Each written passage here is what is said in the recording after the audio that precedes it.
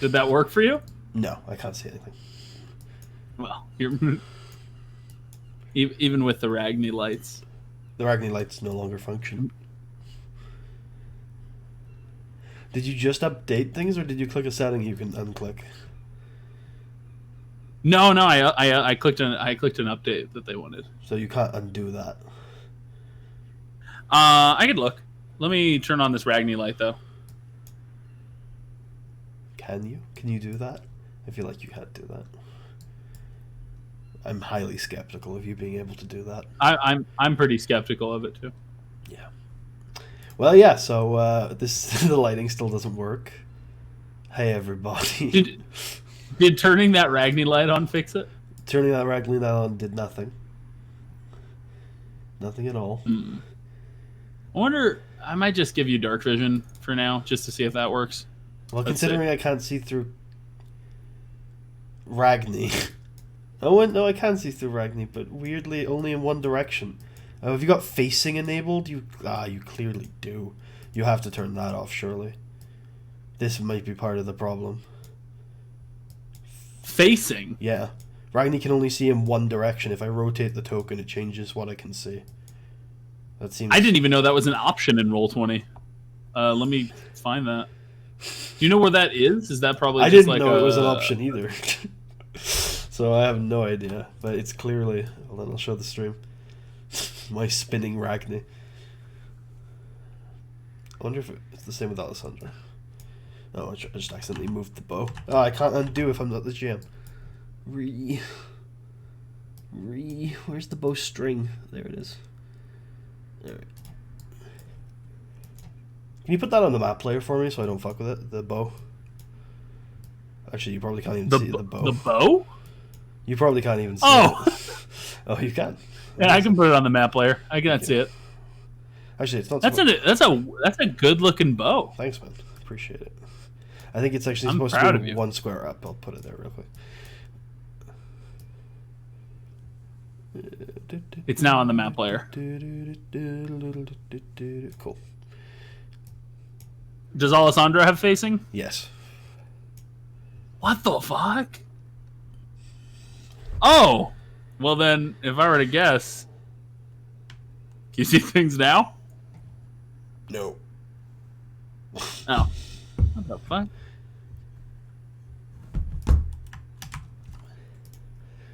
Maybe it's time I didn't for even know some good facing was a old-fashioned feature. theater of the mind. Maybe it is. Massive battle. Let's see. Yeah, I'm turning on Sir Reynolds, but I don't know if that'll work. Can you see through Sir Reynolds' eyes? Nope. I can't even see Sir Reynolds' token. Hold on. I have some cheats where I can edit tokens. I might be able to do some fuckery myself. Token editor.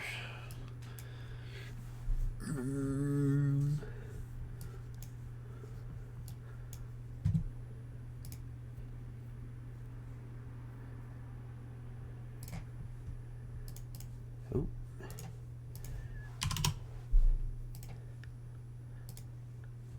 Okay, that didn't do anything.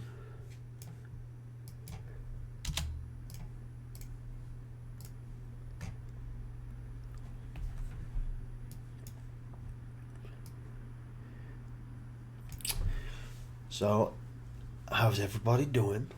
I'm going to try one last thing. Try refreshing. We'll see if this works. Okay.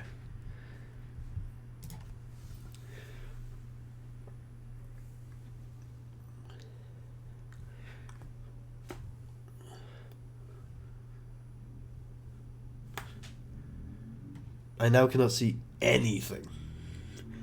The entire... You can't see anything now. I can see some tokens, but I now cannot see any of the map. I will send you a new screenshot.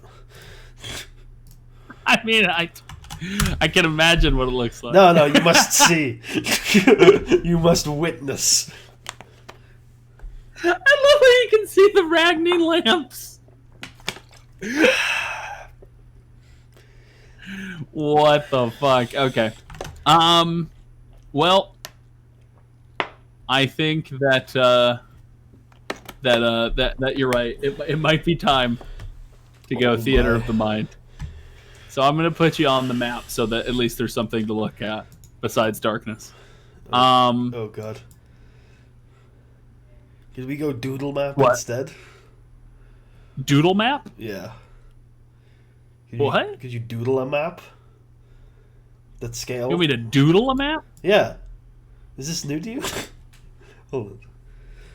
Wait, what's wrong with the normal map? I think I'm gonna die if I don't have like a scale, and I don't have ways to like actually see what's going on. I just don't think I can survive a battle if I don't actually have agency. Oh. Yeah. Well, that's fine. I can put us on a map. That's not what Theater of the Mind is, though. No, it isn't. That's what I'm asking. I thought I'm asking for something else. Yeah. Oh. Okay. Okay. Yeah. Sure. I can make a doodle map.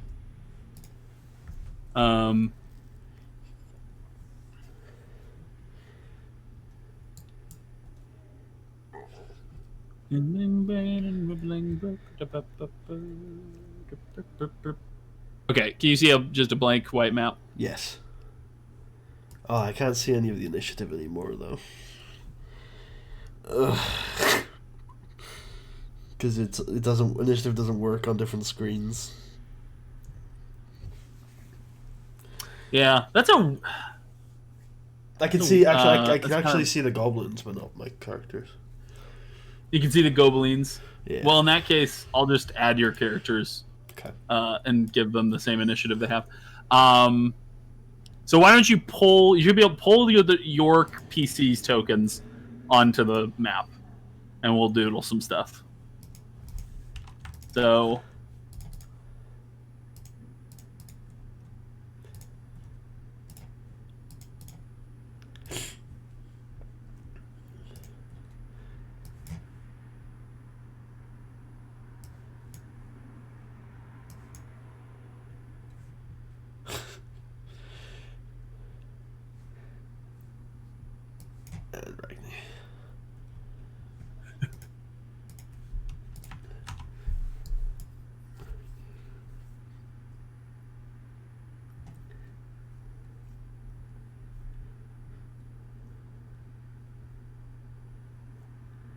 This is the main room. Yes. Okay. This one is just completely off kilter. Wait, let's. There we go. And then there's also a door there, and then.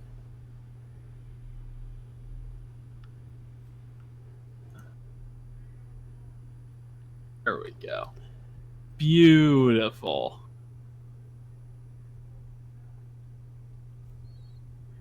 Okay. Oh. Or I guess here, in this new reality. I guess also technically there's like a portal here that you could if you wanted to travel down that hallway. And there's also a door here that you haven't opened yet. I'll just put for reference sake, and then door here, and then yeah, this door will remind us of its presence. And yeah, I believe this was essentially where everyone was. Yeah. Yeah. I mean, okay. So if that corridor is going to exist, then this one needs to be 5 feet wide as well. Rather than 10, I think. Are you talking about the top one? The top one is a 10-foot wide corridor. No, I'm pinging the one I'm talking about. Let me go and look at what you're talking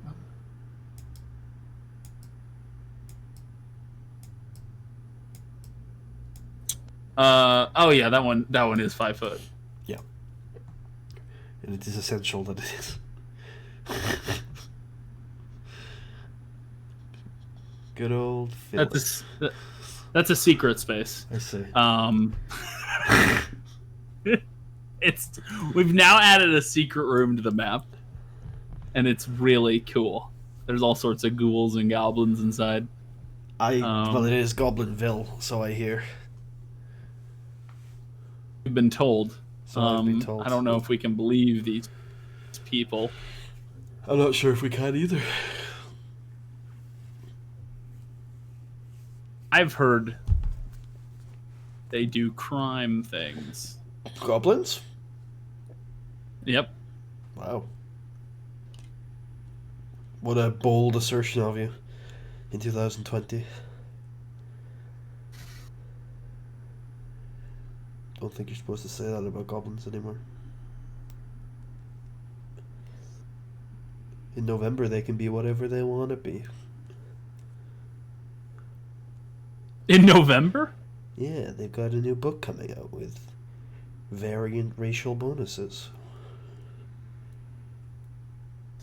Oh, the book you were talking about. Yeah. Variant racial bonuses. What do those look like? I don't know yet. I was looking for it because people aren't very happy. But it looks like they haven't actually told us how it's going to work yet, so people are just unhappy for no reason. But that seems about right. They're happy. They're unhappy because they think it's going to like change the game in a way they don't like. I don't even really know, if I'm being honest. I don't think I've given it. Well, I've seen more of the counter backlash than I have the actual backlash.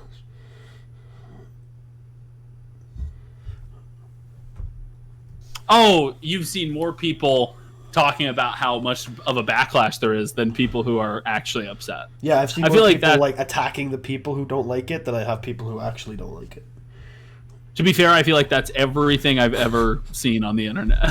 Like that's every fight I've ever seen play out on the internet has been like I see way more of the counter backlash than the actual like Backlash. than the actual thing. Yeah. In so many cases, I feel like that's true. Okay, so we got most of the important people on the board. Also this is You need to re-add the initiatives.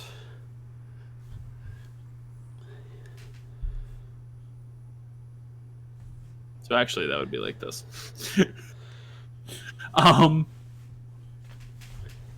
Initiatives, yes. Yes. Oh, I actually do have the initiatives. It's just that you can't see them. Okay. Yes. I see. Well, in that case, we will add Tarius to the initiative, and he has a 23.2. And then we're going to add Alessandro to the initiative, who has a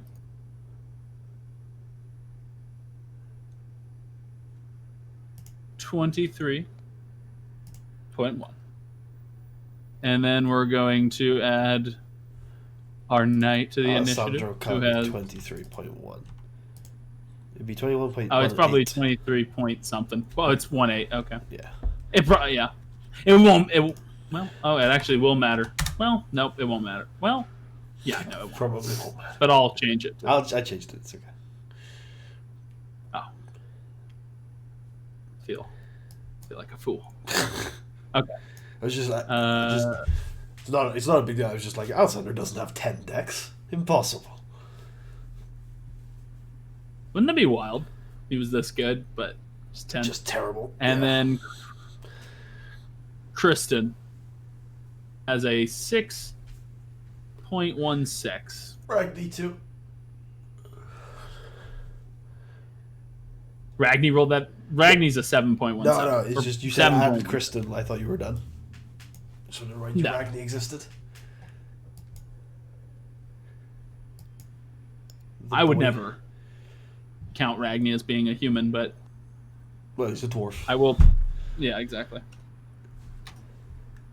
And Goblina's comment. Oh, I have those two. Are also on I there. have the goblins. Still fine. I can see Nice. the goblins. Nice. Yeah. Okay. Then everyone should be on your. Can you see everyone? Yes. The first thing I want to Okay. do is we had finished Tarius' turn, but I would like to finagle some sort of role because Tarius is used to carrying himself in the way he appears and his mannerisms and stuff as if he was superior to everybody else in the room due to his noble upbringing and training. And he suspects this is probably a culture based on strength, and he just killed 2 dudes. I'd like to make a roll for somehow to intimidate these nearby guys into believing that Tarius is the leader now. and then they're better off with us than their current commanders for survival. Mm-hmm. Trying to get the music to work 1 second, but okay, yeah. So you want to get the goblins to believe that you're the strong man in the room. Absolutely. I am the captain now. Yeah. We are the captains now. Me and Renault for now. Say, I am the captain. I am the captain. I am the captain now. I am the captain. Okay. I like it.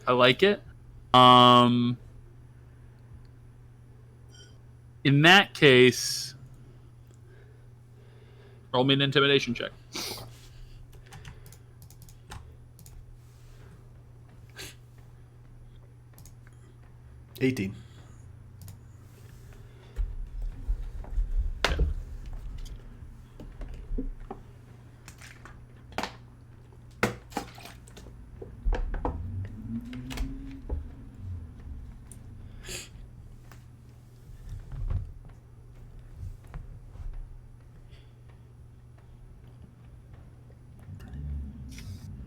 Okay, that was to represent their commanders, at least the goblins that are...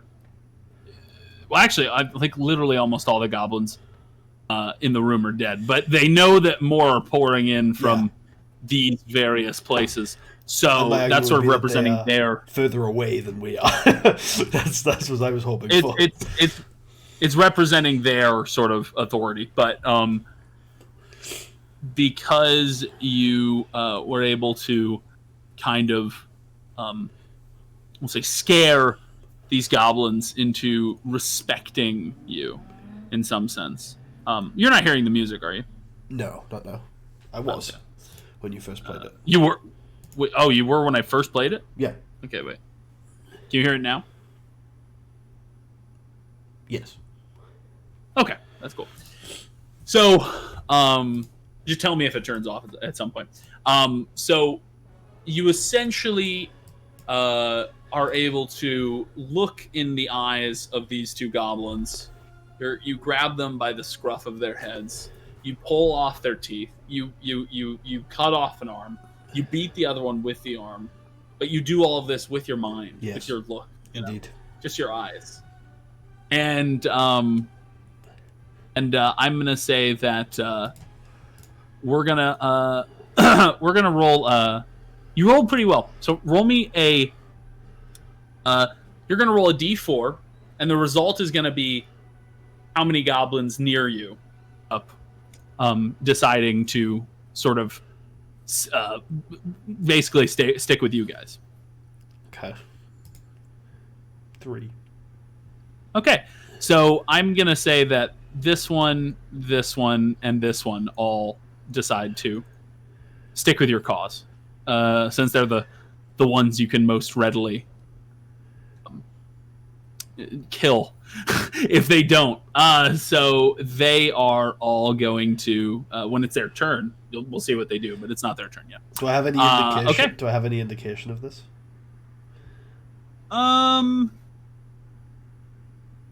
You probably have a sort of... They probably have a sort of look where these two goblins down here look like they are...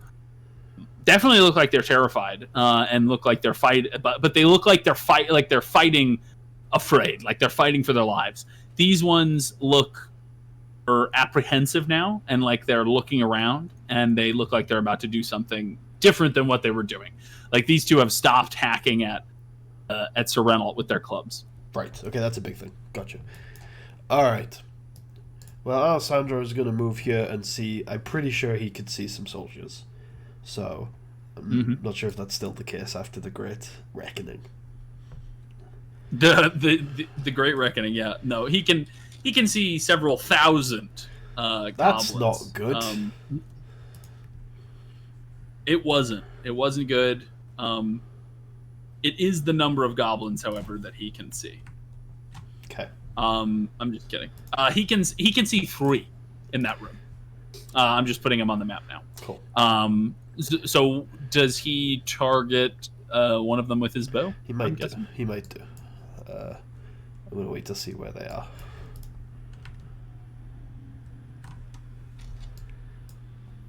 Oh. Indeed. Hey.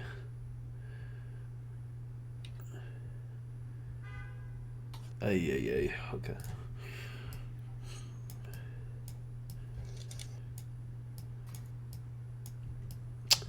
I've lost the music again, but I think that's mainly because I refreshed, so if you just stop it and start it again, that should fix it.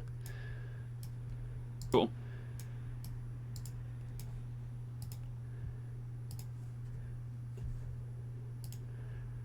I assume this one at the door has no cover? Oh, the one in the door has the 0 cover. Yeah. Yeah. It still shows there's nothing playing for me. Yeah, I'm refreshing too, real quick. Okay.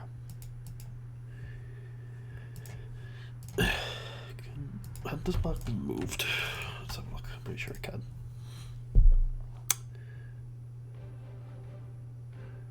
Yeah. Alright. Cool. I can hear the music again now. Don't fuck with it.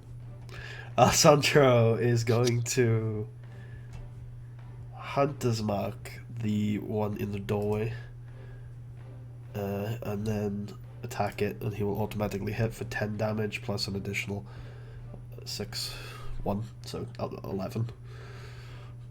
Assuming okay, cool. He does. Cool. He'll move 5 feet back. Okay. He moves 5 feet back. And is that the end of Alessandro's turn? Yeah. Okay, it's now the Gobelinas, their turn. Well known among their people. This one is going to move up.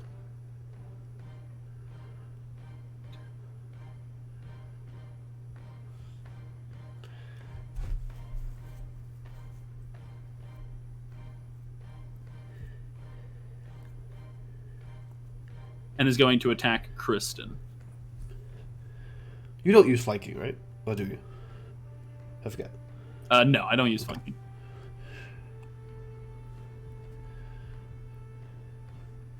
I think Kristen's lightly armored, so whatever that means. 13.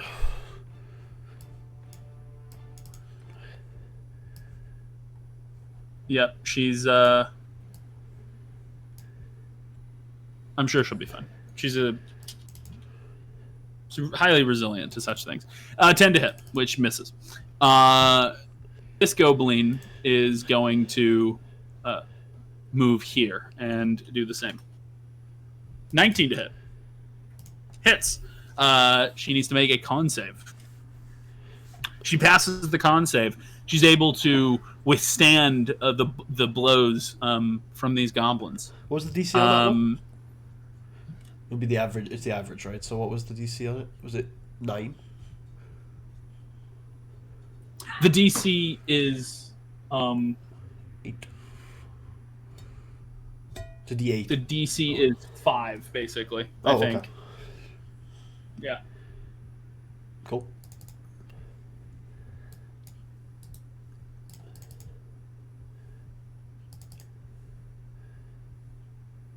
Okay, it is now these goblins' turns down here.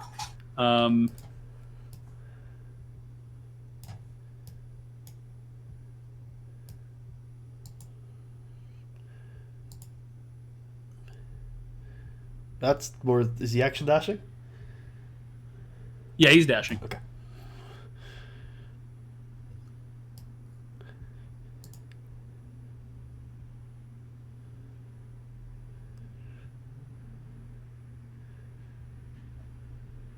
Those two goblins, one of them is going to shoot an arrow at Renault, and the other is going to shoot an arrow at Tarius.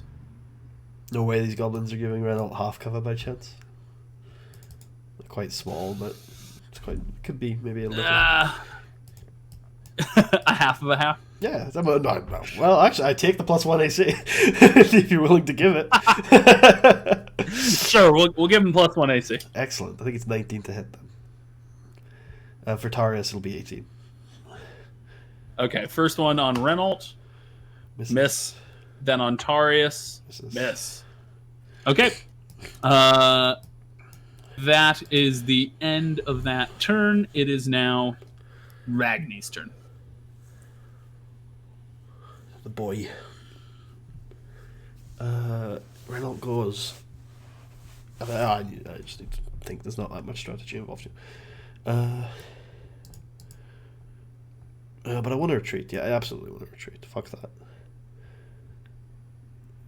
And the Goblins will come in before Ragni's next turn. Okay. Ragni will go here and prepare an action to hit a Goblin if it comes within range. Okay. Is it distinguishing between friendly and foe Goblin? You get to choose whether or not you take the reaction whenever the trigger goes off. So, no. Okay, cool. Oh, the music is gone again. Oh, but I think it's just because it's over. You can set it to loop. You probably already have, but it's just fucked. It should be on a loop. It's just fucking up. Can you hear it again? Yeah. So, is that the end of Ragni's turn? Yeah. It's then Kristen's turn. Yeah. Action economy is really important, but I do also want Kristen not to die. +6 to hit. It's not amazing against goblins. But it would probably kill if it hits. +6 to hit against goblins. Let's assume 16 AC. It's 10. 10 and higher. That's 11. 65%. 3 attacks. Okay. Kristen will use Scorching Ray. The first target will be down the southern goblin. 15 to hit. That hits. Nice. 9 fire damage to him. He burns him. Excellent. Real quick question, because I don't know for sure. Does the range disadvantage rule work for spells? Oh yeah, it absolutely does. Yeah, hold on. Oh, okay. So 9 will probably. So that's a miss. Okay. Yeah. I fucking forgot about that. All right. Second attack will be at the same goblin. 11. That's a miss. Ah shit. All right. Third at the same goblin. Oh my god, I should have remembered that. It's a miss. I've been not playing enough. All right. Aren't you playing in multiple 5e games right now? Yeah, yeah. All right. She'll take the first attack of opportunity. I don't think you have enough range people in your game then. You're right. She's gonna take the first one. Yeah, yeah. I mean, she's moved. She did to the goblin, I guess, if he wants to take it. I mean, that one he's considering it, but he'll do it. Well, right. 10 to hit. That's a miss. Yep. And then she'll take the second one. 22 to hit. She needs to make a con save. Okay. Well, she won't go down. So that's fine. 21. All right, and then she'll move to. She succeeds. Yeah, she's doing fine.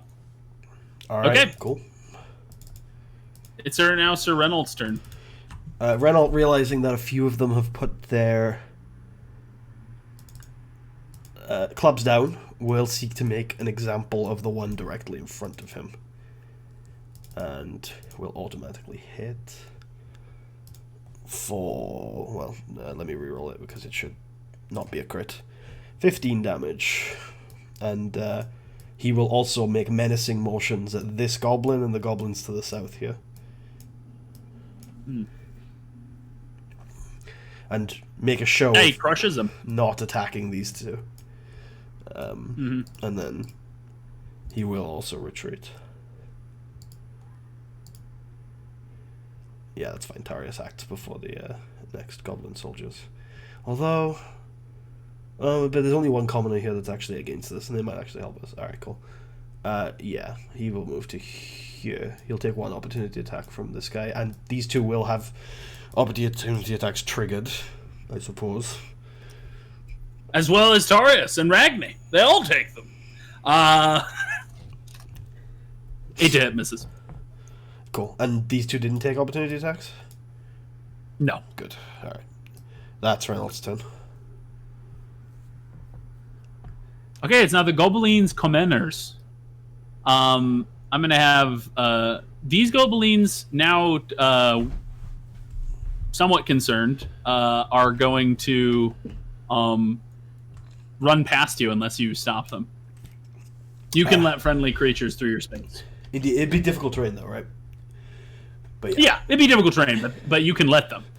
Yeah, Okay. that's fine. And also, can I have Renault make a check against these guys for the menacing at all? Now that it's their turn, I'm going to make a check for them. That's cool, too. I'm going to basically give them like a will save type Will thing. save, yeah. Sounds good. So these ones are going to run through. This goblin doesn't take the opportunity attack because I think he's a little bit confused as to what's happening. Fair. He's like, "What the fuck? What are you guys doing? Where are you going? We're friends. You're a goblin. These are not goblins. They're not even hobgoblins. They're hobies. They're no hobies." So I'm going to make a will save for this guy who's close to you at disadvantage. Oh, cool. It's going to be DC 15. I think he's terrible at it. Let's see. Yeah, pretty terrible. Just fairly. Yep, he fails. So he is also going to run back here. Yep. I let It's him like go. a goblin colony. I let him go through. And I nod at him. And I look with a glare towards the ones to the south. My thinking! I'm going to check some music on myself, actually, from Amazon. Just to cover my background noise. Since the in-game... Oh, is it keep going off? Yeah. Oh, that's annoying. I'll Yeah, I don't know what's going on with it today. Oh, actually, I might get copyright strike. This is going on YouTube. Yeah, fuck it. No, I'm not. Oh, I'm not recording locally. Fuck it! I'm gonna start recording locally, and if this is the start, hold on. If this is the start of the YouTube video, the Twitch VOD got copyright struck. So let's have a look here. Because I'm not worried about the YouTube video getting a copyright claim. But if the Twitch VOD gets one, it'll mute that portion of the VOD. So that'll fuck up the YouTube video. Okay. So I'll record locally, and then if I have to upload it, I'll upload it. Although 3 hours is a lot these days with my internet. I'm on a residential internet line again. Oh, there it is. Fresh rock. Let's turn it down a bit there. Turn it down a bit. Ah! Residential. It's horrible, too. I'm in like a town. Just terrible internet. Alright. What's the internet? I think What's it's the speed? 30 down, 7 to 8 up, something like that. 7 to 8 is pretty on par, but the 30 down is pretty. Yeah, that's definitely below par. Well, I'm used to 1,000, so it's definitely a big step down too. Yeah, every time you told me that, I still don't understand how that's possible. I've not heard of an American university that has 1,000. So I don't know what the fuck is going on there. There's just some crazy shit going. I mean, they must have fiber optic. Yeah. I have fiber with this connection. I think it's just shit fiber now. You have fiber? Oh, nice, man. Goddamn. Jealous. Yeah, the fiber infrastructure is pretty good, to be fair. In the UK, it's probably a lot harder. Little town, right? Yeah, but I mean, it's a major. It's not that little, but it is little. But I imagine it's a lot harder to do the fiber optic infrastructure in the States, just because of the size of the country and stuff. Okay, so I'm just going to make a general will save for the goblin commoners that are farther away from you with not disadvantage. Okay. Man, they're nailing those. Oh my god. Alright. Does that guy piss himself? I like it.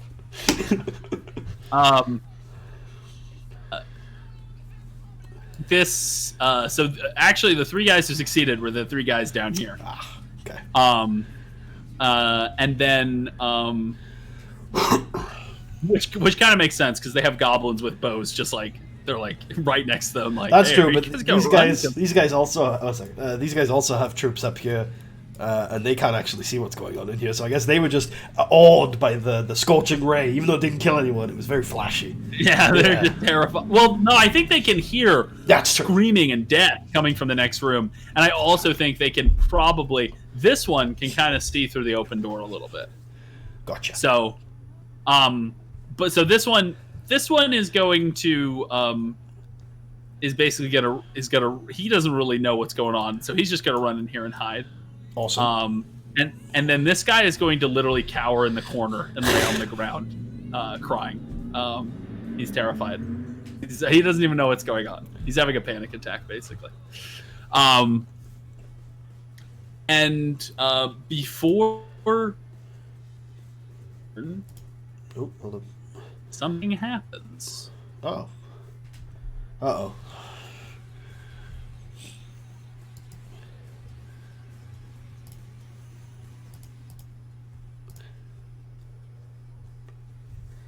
What happens? Better not be that fucking dragon. What happened? What happened? The fucking into the room starts killing people. My Friday game had a Chimera fight this week. That was a lot of fun to run. Have you ever run a Chimera before? I have not. It's got in the 5v1 has a lion head, a goat head, and a red dragon head, and it has a multi-attack that comes from each head, and one of them's a breath weapon. It's also got wings. Oh, nice.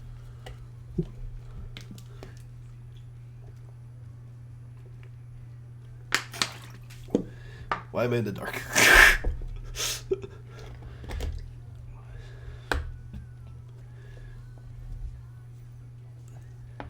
Oh, okay. Oh my. I was just giving myself a workspace over here. I see, yeah. That's fair, actually. Okay. So, I think Ragni and Renal would have noticed that these goblins particularly seem nervous about this door.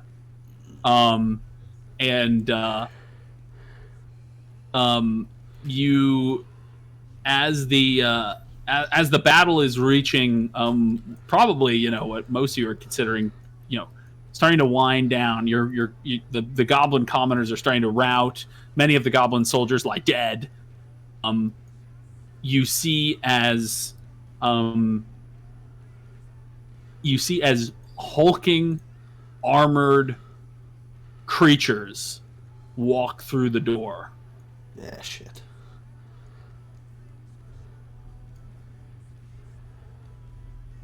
There are the hobgoblins. Ah, shit.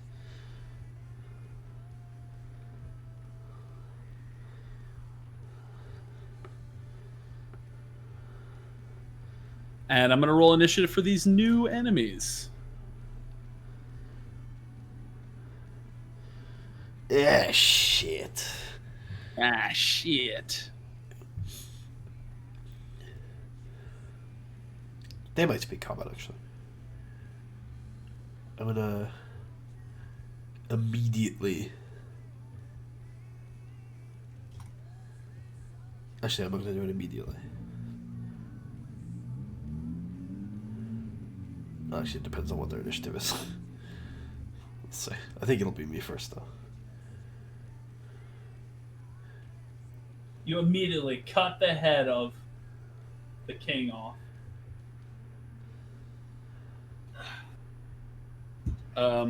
Yeah, let's see what their initiative is.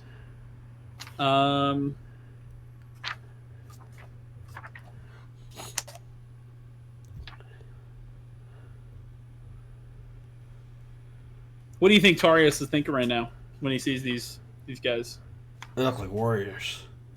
Look at that, like proper army. Not an army necessarily, but a squad.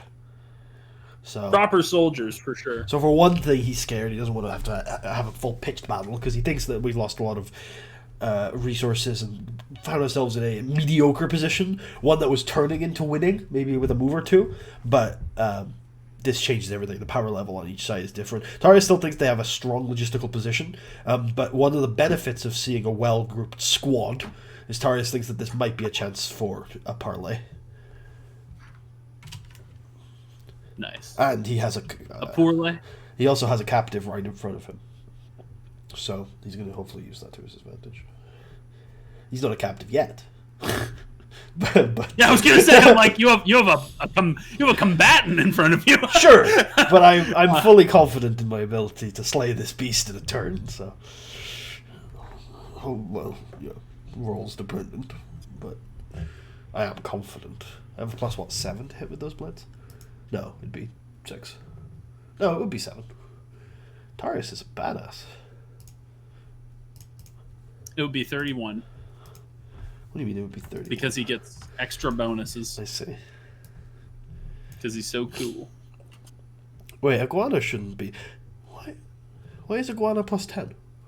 Oh, it's a magic ball. Iguana? Sorry. Yeah, I think it is. I think that is. Is that what you call your weapon? I forgot that. Yeah. I think that's okay. how it's pronounced, right? Hold on. I'll roll it and you can tell me. Are you talking about the lizard? Well. Oh! I think that word is like a progenitor to lizards, and that's where iguana comes from. Oh, okay. I didn't know that. Yeah. Because I don't. Cool. I think it's some sort of lizard god. I made it obviously like 12 weeks ago or something, but yeah. Because it's got a snake on the. It's got a snake relief on it. That makes sense. Yeah.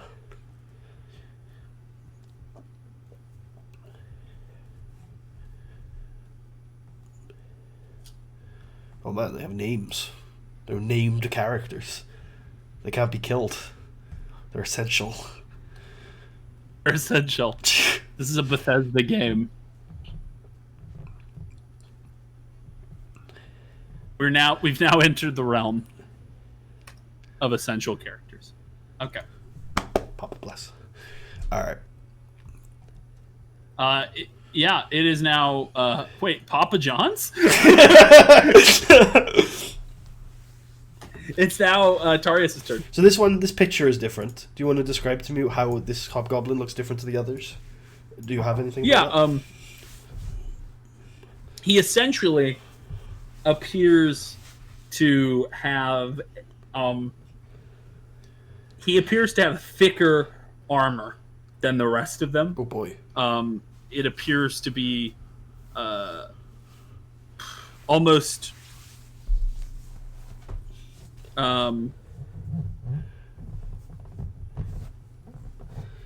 you actually his armor is much nicer than the other hobgoblins.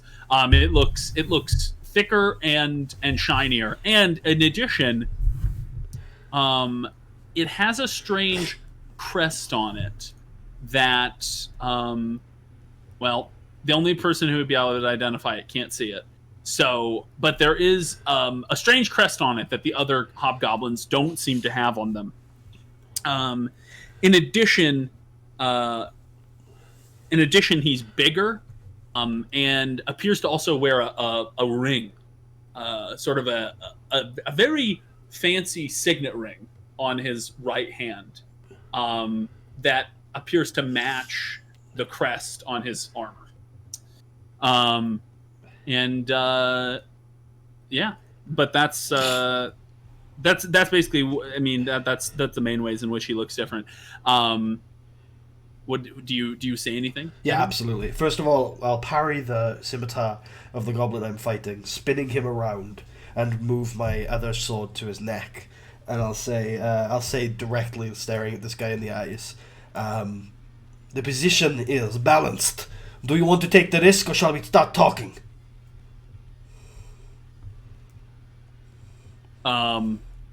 He's like, you can say any narrative things you want. I know you really don't have your blade in his nose. That's not how the game works. You have to roll. No, anyway.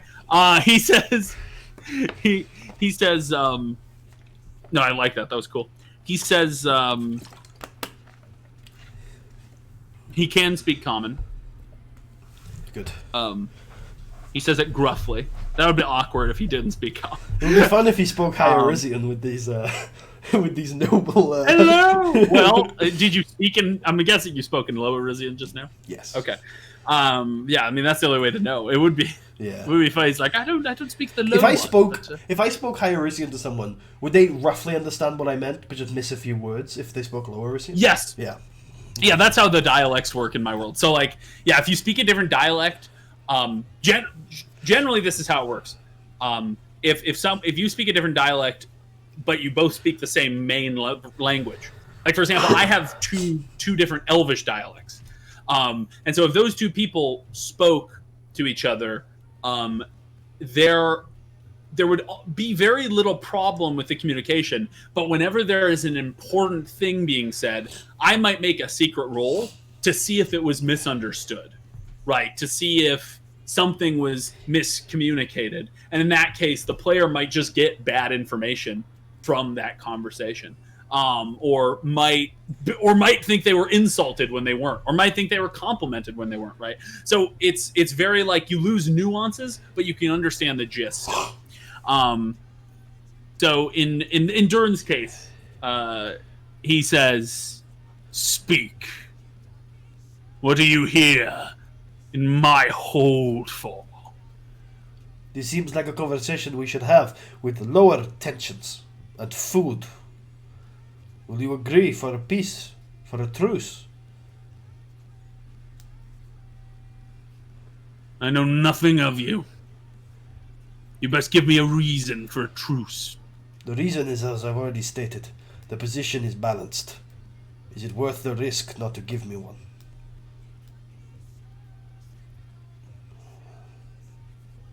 He says, "What is your name?" Tarius Gladwin.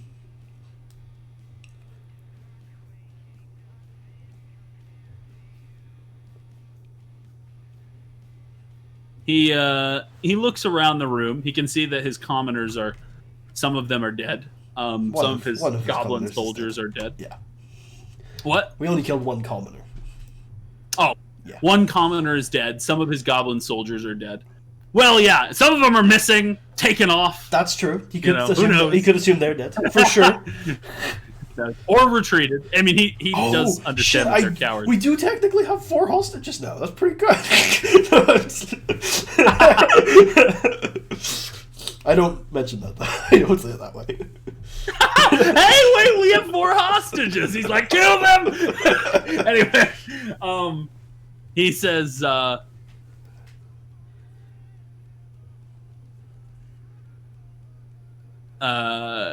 He says he looks around and he says, "How many with you?" Tarius does a little bit of mental math and says, 8.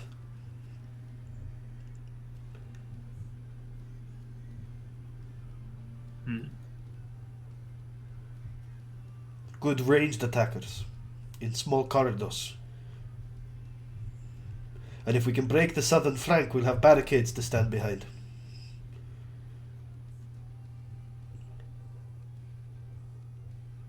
He nods and says, "You and I will speak."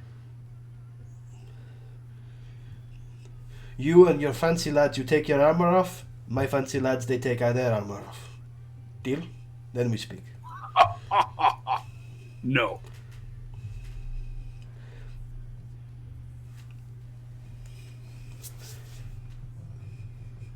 All right.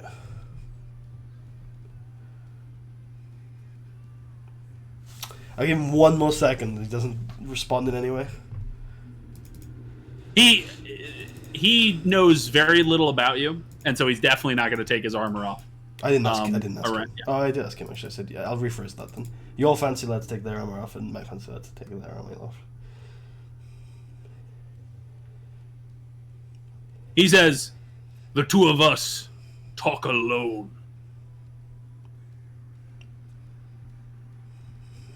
Yes? I nod.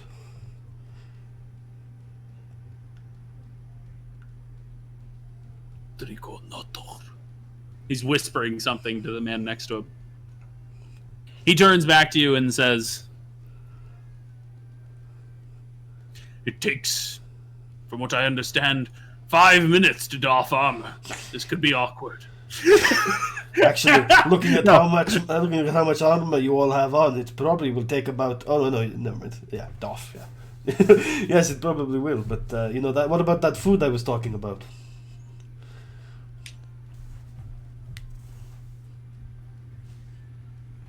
Plus, So- we need to so find you're- somewhere to bury your dead.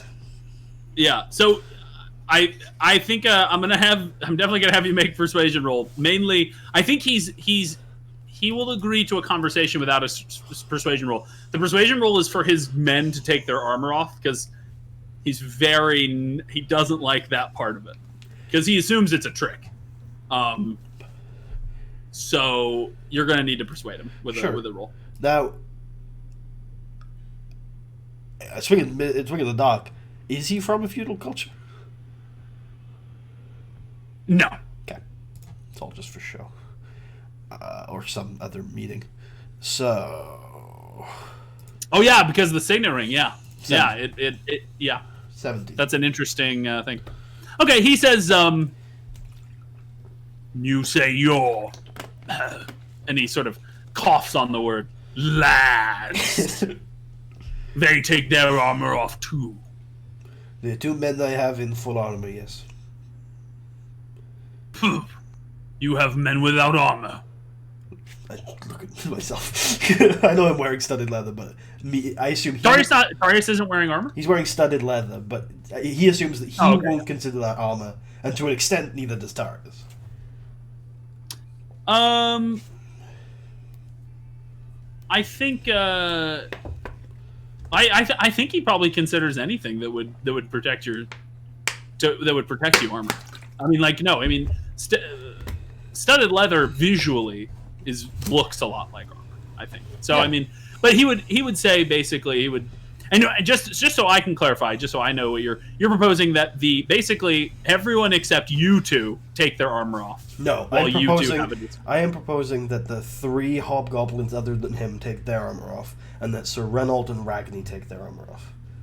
Tarius does not care about any armor that is not plate mail. That's a clear, like, in the way his words are, in the way that he doesn't even think he's wearing armor. He doesn't care. Compared to somebody in a full suit of plate, then this is nothing. Even though Tarius technically has the same AC. What? Even though technically Tarius has the same AC as plates. Yeah, but Tarius has his own biases probably towards them. For sure. So he will say, fine. Okay, I push the goblin towards him. He'll whisper something to the goblin, and the goblin walks over here and grabs the body. All right. I would tell Ragni. And in fact, that's what the goblins do while the hobgoblins are stripping. The goblins are basically collecting bodies, pulling their dead into a pile. Cool. Into like a disgusting pile, but like, you know, just lining them up, Yeah. getting them ready for whatever sort of goblin rituals they do. Dorn says, "You want food? Hungry?" Not hungry, just looking for hospitality.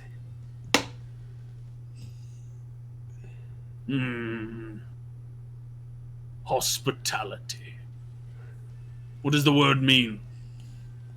It means that while we are a guest in your home, you look after us. Humans have a strange way of being guests. And he'll speak to someone behind him who runs in and will basically bring out 2 chairs and brings back a little table, runs back, brings back a bottle of goblin wine, runs back, brings out some pieces of dried jerky and moldy bread, and runs back. Okay. Um, We will nibble at the jerky. so that's basically. Basically, this is yeah. Yeah.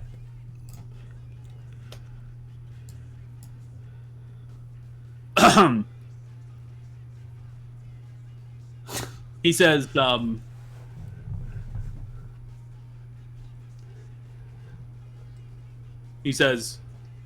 "You are Tarius. I am Dorn. I am the chief of this tribe. My tribe is called the Double-Luck. Why do you seek war with us?"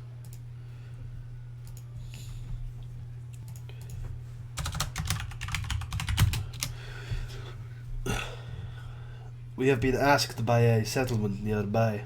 White Peak. White Vale.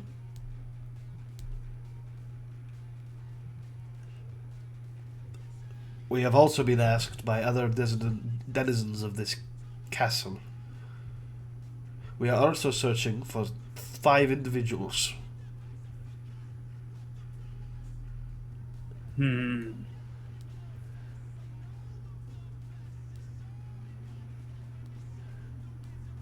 He starts counting up in his head 5. He's like, huh. And then he looks back and he says, Who are you looking for? Most importantly, we are looking for a small boy called Peter Gormland. he reacts immediately, recognizing the name. But doesn't say anything. Who else? We were told that about a month ago a group of 4 was sent to explore here and did not return to the settlement. I do not believe we had names. Well, we had one set of names, didn't we? Or maybe we had all the names, and I just didn't write them down. But either way. Yeah, if I have the names, I'll relay them to him. And You do. You do have names. He nods and says, I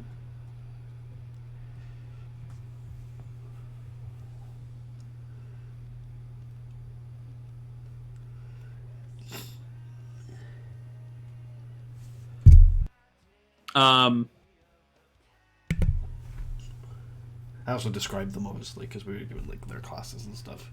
yeah. He says, the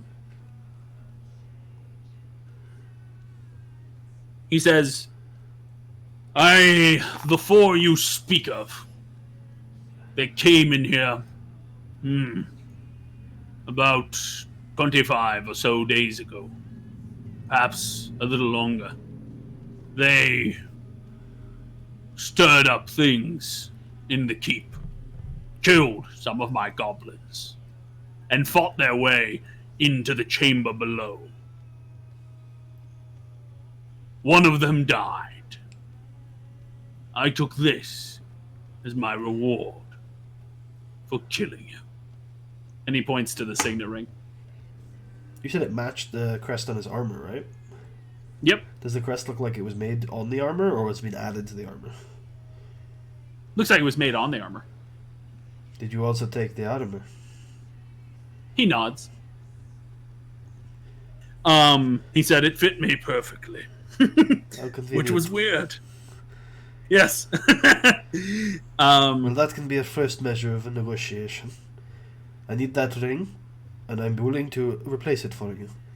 There are a number of good metalsmiths that I consider among my friends nearby. I can have you a replacement in a month at most. It can be designed however you like.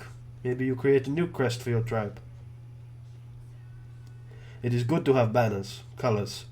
Then humans might not hunt you down as often. They might recognize you as a group of warriors rather than monsters. I point to Reynolds' banners. He looks at them, and he says, You come for a ring. Among other things, if he is dead, then the ring is what we need.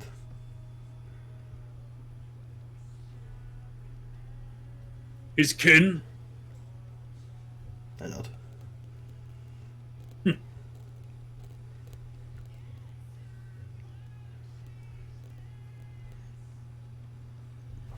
The other one had a ring too, but I do not have it. She went into the garden. Thank you. He says, I will consider this, but the way you spoke implies that there are more requests. Well, if you do not have the rest of that group of 4, that is a matter we can consider settled. I have given you my offer. We can speak on it further later. For the boy, do you know of his location? Whoa, I almost just died. I ran earlier today and it real fucked up my throat because I didn't drink enough water. Anyway, Stay hydrated, my dude. I did afterwards, but it was a huge mistake not drinking enough before and during. But anyway, he says, I know the boy. We were paid good money to capture him. But when he was here, Belak the Outcast desired him. I'm not sure what for. Who is this Belak the Outcast? He is a cryptic old druid who lives in the lower levels of this place. My tribe has a interesting relationship with him. But I have formed a sort of agreement with him. Is he one of your kind? No. He is human, He is human. as far as I can tell. Although, I often have trouble telling the humans from some of the other races of men. Some of them do look very similar. For example, I often find it difficult to distinguish between a halfling and a human child. But, you know,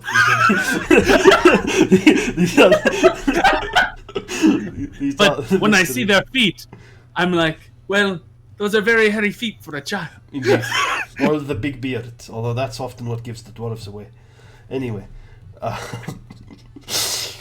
also think dwarves are a little taller than halflings, and they're super stocky. Yeah, Like, that's why I think dwarves look, I think, really like their facial structure is very like square, bony, muscle. Like, I don't think you would have as much trouble recognizing them, even, you know what I mean? Just because and halflings, I think look very- halflings are properly proportioned, I think, whereas dwarves have really stubby limbs, because that's why dwarves are 25 feet and halflings are 30, because even though they're smaller, they are actually, like, their legs are, like, proportioned to their body, whereas dwarves have really stubby limbs, I think. Yeah, and there might also be this idea of like them being nimbler as well. So that might help make up for some of the speed. And dwarves have these really, like, thick skulls, yeah. Yeah. Anyway. Yeah, I say, well, would Belak be open to a parley? In your knowledge. Well, you formed a relationship with him, I suppose. I merely only want you to speak. What kind of... is he a powerful individual, or does he have a squad working underneath him as well? Or is that you? He says, I think Belak might speak to you. He is not insane, although he is strange. Stranger than most. I would be careful, though, if you approached him. He is unpredictable. Well, that is the matter of the boy dealt with, and you don't have to give up anything except for information. How kind and awesome. Now, moving on to the next thing. We'll start with the easiest one, before we move on to what I think will be the sticking point of this negotiation. First of all, do you have a dragon? Yes. Some of my men, under their own initiative, I should say, some of Grenel's men, went and stole a dragon. From the kobolds. Those little whelplings. In any event, from what I understand, it is now locked up in a room. It is difficult to control dragons, as it turns out.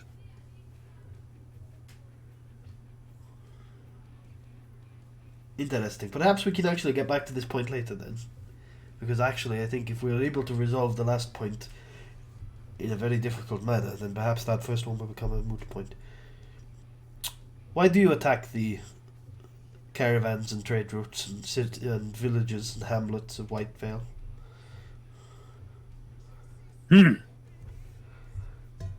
War making. It is in my blood. Okay.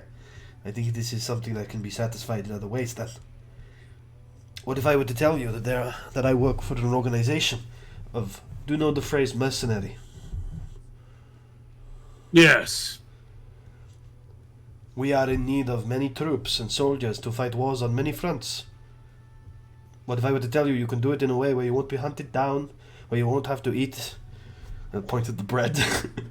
Where you can keep things like this keep for yourself. But you won't have to raid. You'll be able to fight proper battles. Wars. Fight alongside you. I look at you. You look like a well-organized unit. You can fight a proper war. You can earn proper territory. The whole of this barony. You could fight for it. Under our banner. But properly. He looks you up and down and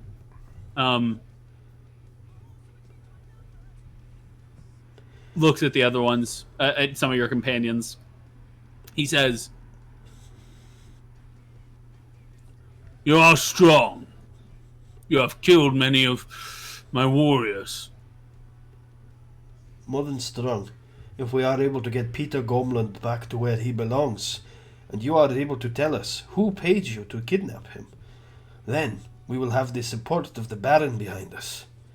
You will have the approval of a human barony. You will never have to worry about being hunted down again. You can fight a just war for the rest of your times. Just. In the name of whatever gods you fight for. I fight for no gods, and I do not fight for justice. It is the war that I am interested in. Well, there will be plenty of that.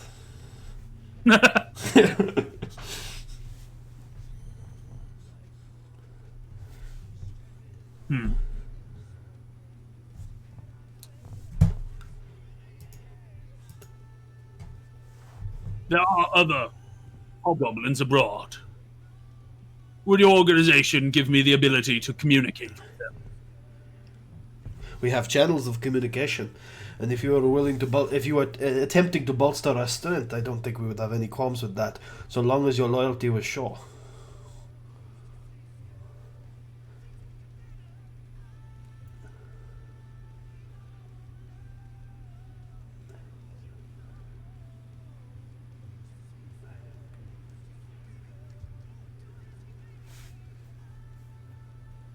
he nods and says, Very well.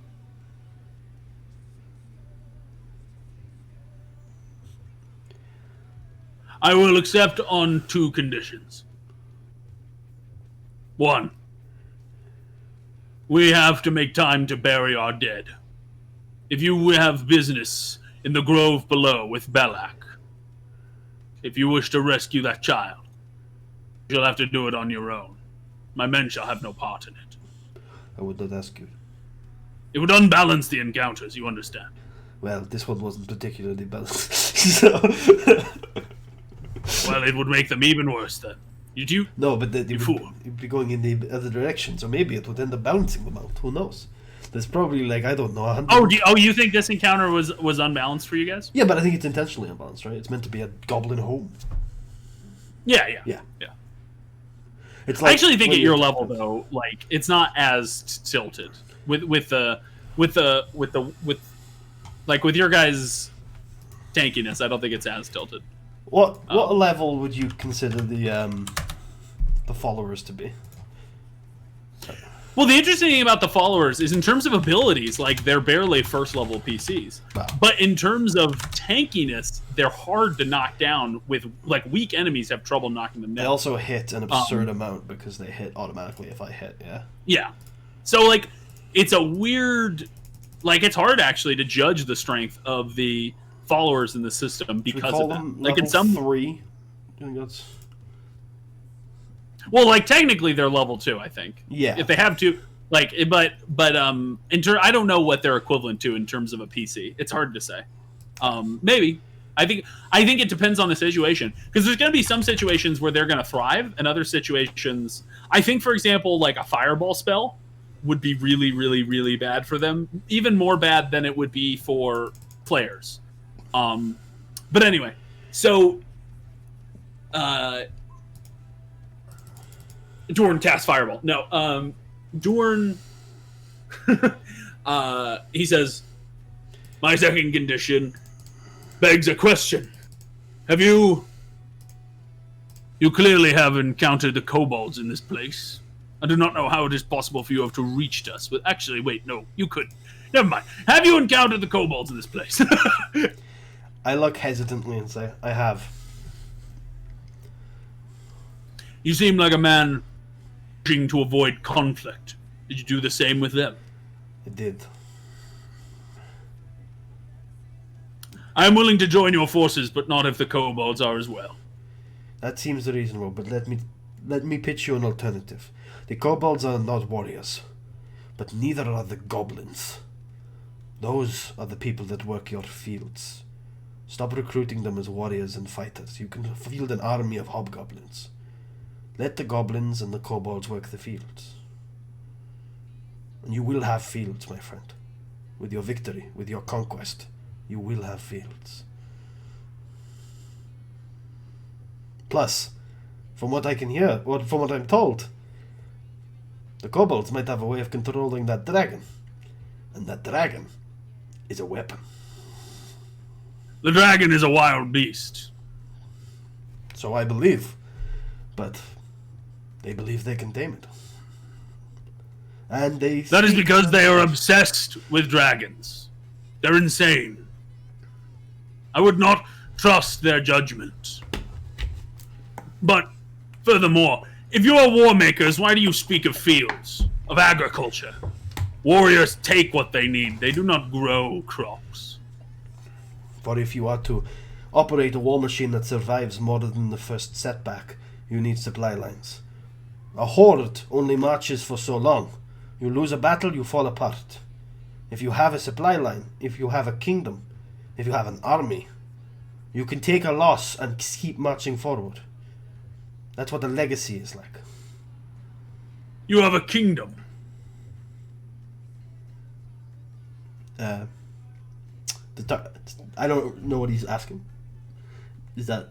Well, you're saying if you have a kingdom, he's wondering what you have then. Like you're talking about like fields, about some sort of like he's gonna have like this economic base. He's wondering like what's the reality here? Like what actually right, is. Yeah.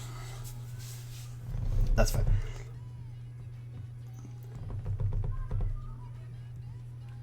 It is complicated. There are layers. Right now. It got me. Right now, our strength is in numbers, is in manpower. And Our kingdom is much like an onion. It has layers. we have political power, and if we can reinstall Peter as the Baron, we will have a small kingdom behind us. At least, perhaps, condoning us. And slowly but surely, maybe, we can push. I don't know the quite relationships between White Peak and Moorland. That's the barony, right? Moorland? Yep. Yeah, Yep. Moorland. But I think a time will come, as it always does with humans, where Moorland will realize that they do not have as much as they want, and they will want more. And on that day you will march across White Peak. You will take what you want, and behind you you will leave not burning, not sacked, no barren fields, but you will leave your kingdom, your fields, your goblins, your kobolds, and you will keep marching forward, and eventually you will reach the sea. And when that happens, you will build boats, and you will sail, and you will find the next fight. And when you die, you will go to the afterlife, and you will fight there too. Come with me, and it won't be tomorrow, and it won't be next week, but eventually you will march as an army, and you will have the war you will seek. And I can tell you for a fact that it will be more likely than holding up in some old castle in a ravine.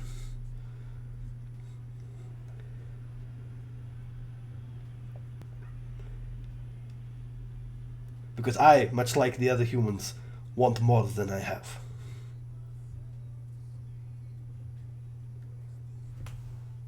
This moorland. You believe they shall come here to try to do what we once did? In time.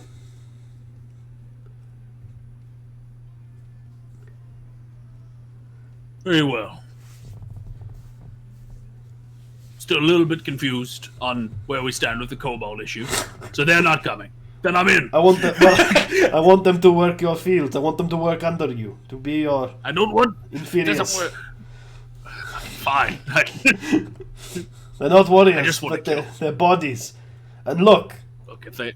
in the short term, I don't know how they will feel about this, but this is what I would like to propose. In the short term, you two are going to have to share this castle.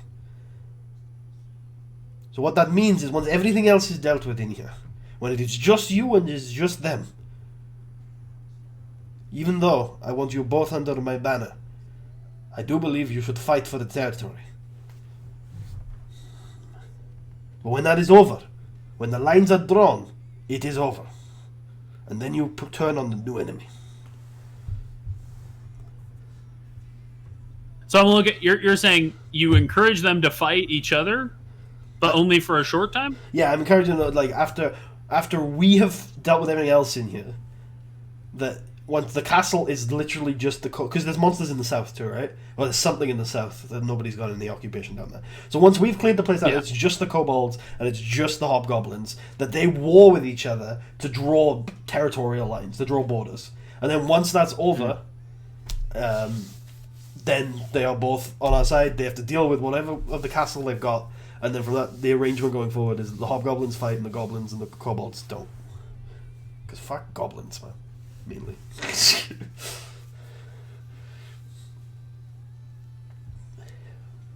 He says,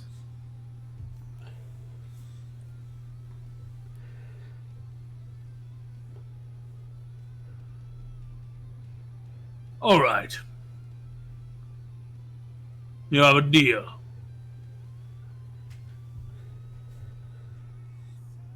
Okay. And he takes off the signet ring and puts it on the table. And he says, I will have my new ring emblazoned with the crest of my new mercenary company. I give him this earnest smile. I take the ring off the table, I pocket it, and I say, good. I look forward to the day that I see you march with our banners behind you and that ring on your hand. As a token of goodwill, at some point, before the fighting starts, I would like you to let the kobolds see that dragon.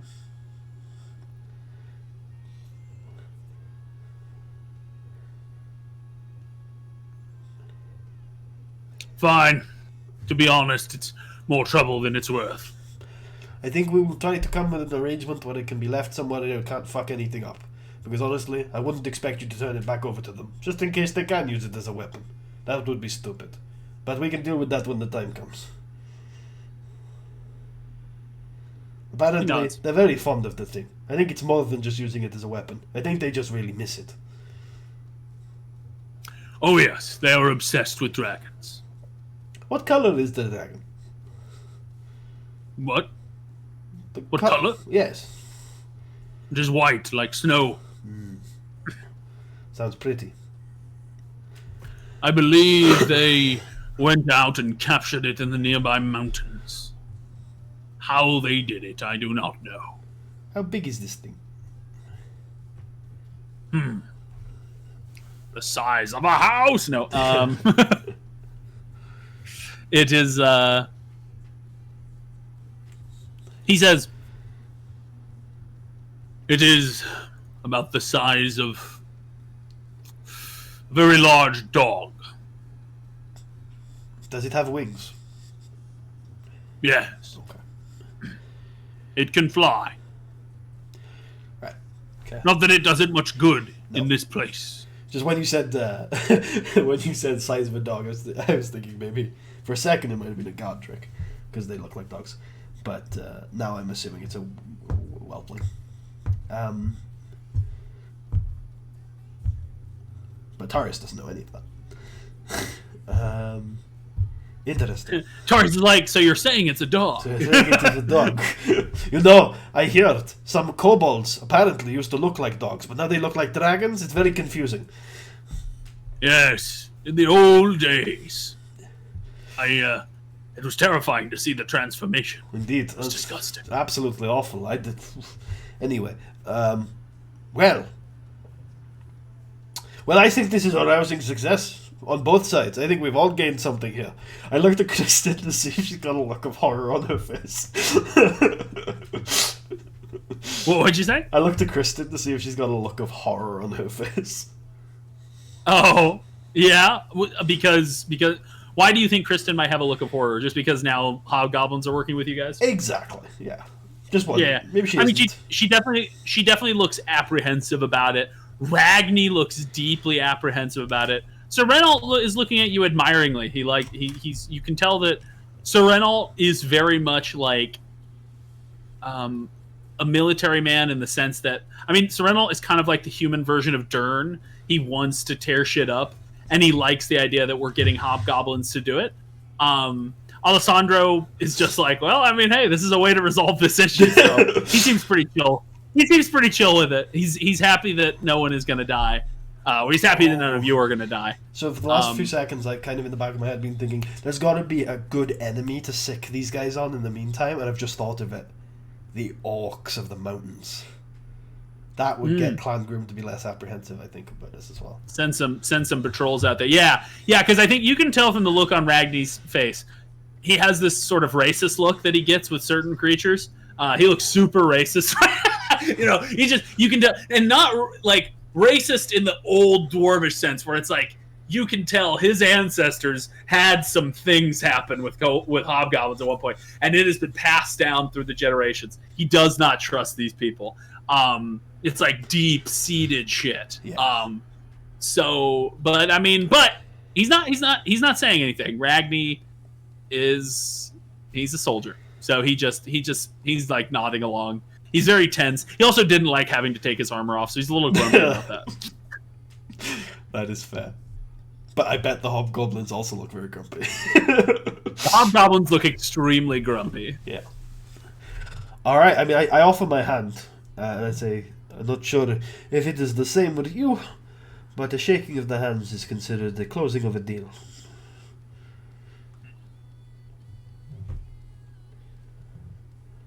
He nods and But- says, I know of this custom. Be careful. And he My extends bones his are hand. very frail, and you look like very strong. Shake very softly.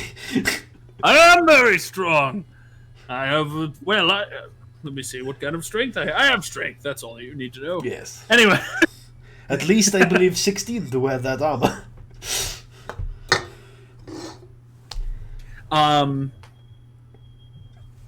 He shakes your hand. He definitely squeezes it hard, but not hard enough to break you. Okay.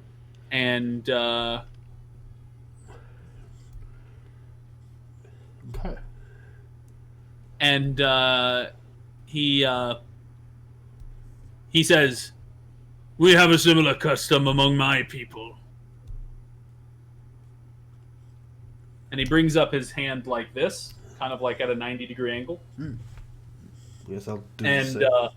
basically what you do is you interlock them like this. Ah, yeah, like you're dancing. Kind of, yeah. Cool. I'll do that if he offers it to me. Yeah. And I nod to him. And yeah. He says, we must now deal with our dead. I wish you luck. And a warning. I do not know why it is. Grenell here might be able to tell you more. But there is a strange magic in the grove below us. What kind of magic? Grenell walks forth, and that's this person, by the way. It looks like she looks to be almost like a shaman of sorts. She's wearing like vestments. And she says, there is a legend of an ancient vampire whose blood soaked the ground and made way for a tree to grow. That tree has taken over the bottom level. Ooh. That's why Balak lives there. He covets the tree's power. That sounds very interesting. Do you, you said I should be wary of it. I turn back to, Dern. When I say that, but then I immediately will turn back to Grenell. What actions would you recommend to make sure that I am not, what would be the word? Well, you guys have been parleying with this druid for quite some time. Have you ever felt in danger? Have you ever been in danger? Is there anything I should avoid?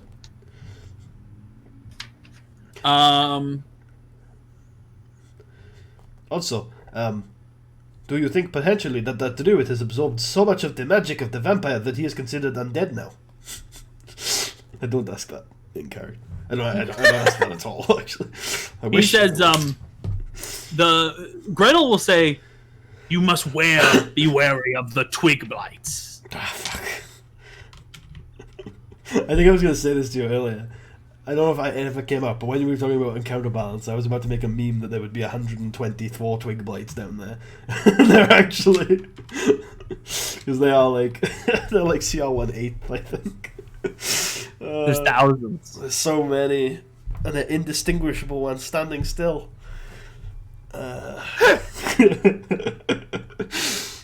She says, "I would merely not trust anything you see that grows. Some of it will not attack you, but some of it will. And I have also sometimes heard the screaming of the dead in that place." That does sound terrible. Are the twig blights undead? I would not know. I have never performed any rituals to try to ascertain as such. They look like plants to me. Do the twigs and the undead, does Belak consider them their allies? Would they be offended were we to get into a confrontation with these things? If, for example, I were to accidentally, I don't know, and I pull out the potion, drink a potion that made me accidentally set the whole place on fire, would would that potentially bother the druids? She says, "If you burn his grove, he would certainly not be happy. As for the twig blights and other such things, I do believe he has some sort of control over them, but they are merely minions, pawns to him. If you kill them, he will care not." Interesting. And the undead? Any relationship? Oh, well, you don't know Not if they sure. exist. They're just rumors of the undead. And just screams What? of the undead. What are your suspicions? I suspect that they are undead, and Indeed. that Belak controls them. Controls them. You suspect that he controls them. Yes, he has foul magics. It was once merely a druid, but I think he has something else now.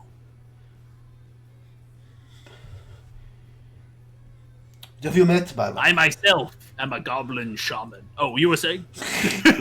Ooh. Have you met Balak? Wait, you're a shaman? Yeah. You can cast magics. Yes. Excellent. Could you teach a thing or two to, I pull Kristen up. Is there anything you could teach? She's desperately struggling. She could use a little bit of a magic lesson.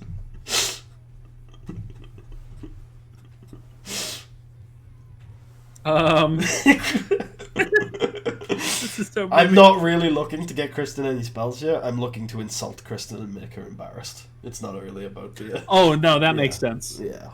Because I also think she can't learn these spells. They're cleric spells. Indeed. And also, you need a written version of it, I think, to start learning it, so... I would let her if she wanted to spend a lot of time learning one of these spells, maybe. Like, if she did it in downtime. But if she's not doing it in downtime, like, she couldn't do it in the time that you're likely going to be here, which is just, That's actually a few good hours. question. That would... If she had enough downtime, could we change her signature ability from... Because it's currently a cantrip, right? To a different cantrip? Like, with some downtime. Like, could she learn a different cantrip and just replace her character? Yeah, I'd be okay with that. Yeah. Cool. Something like a shocking grasp would be quite useful, or what's the other frost one? Frostbite, I think. Yeah. Or Toll the Dead. Yeah. You can see Grenell creates a gout of whirling flame at her feet, which looks like basically like a cyclone of fire, and then she screams, "Mortals shall fear me!" and you can hear the boom shakes the ground of the room.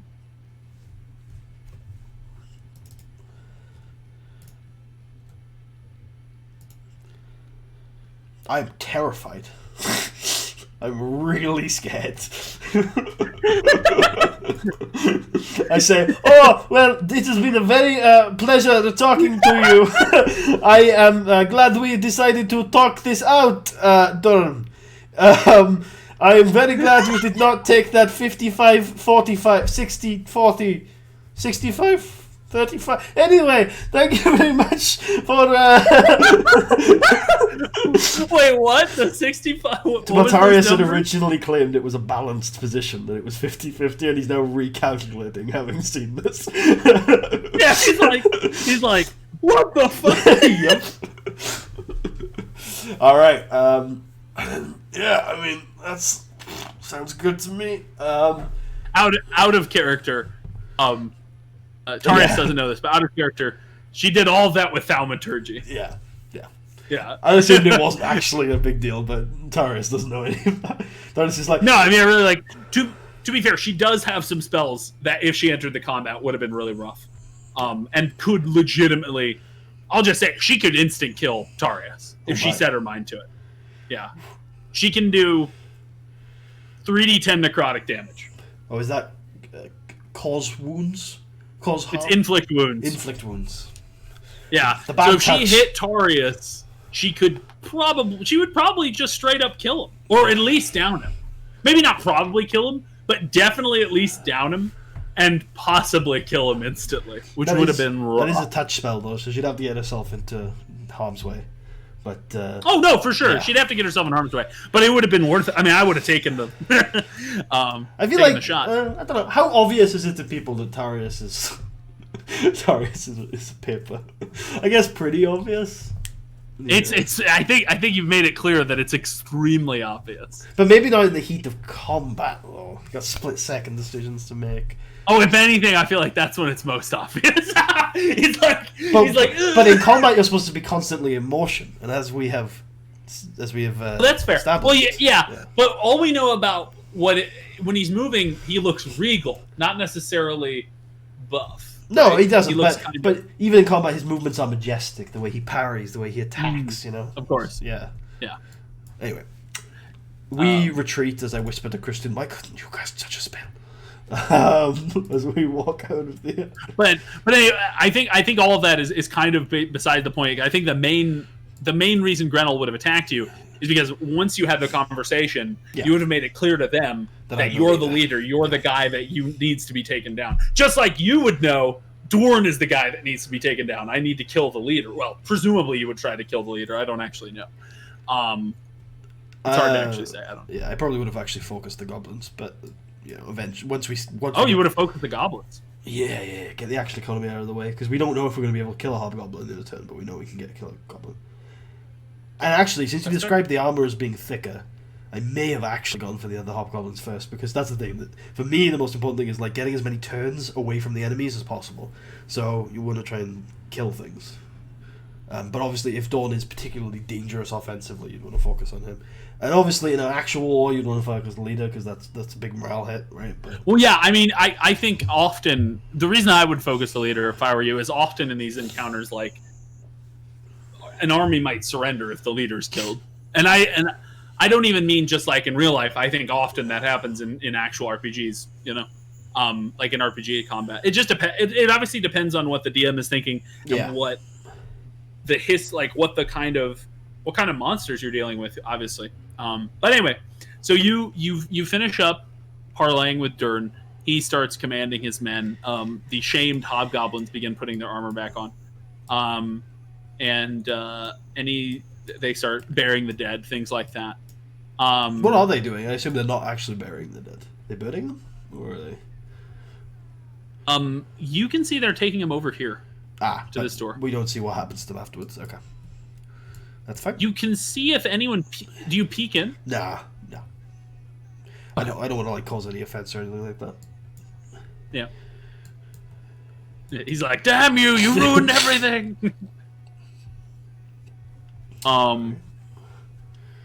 Yeah.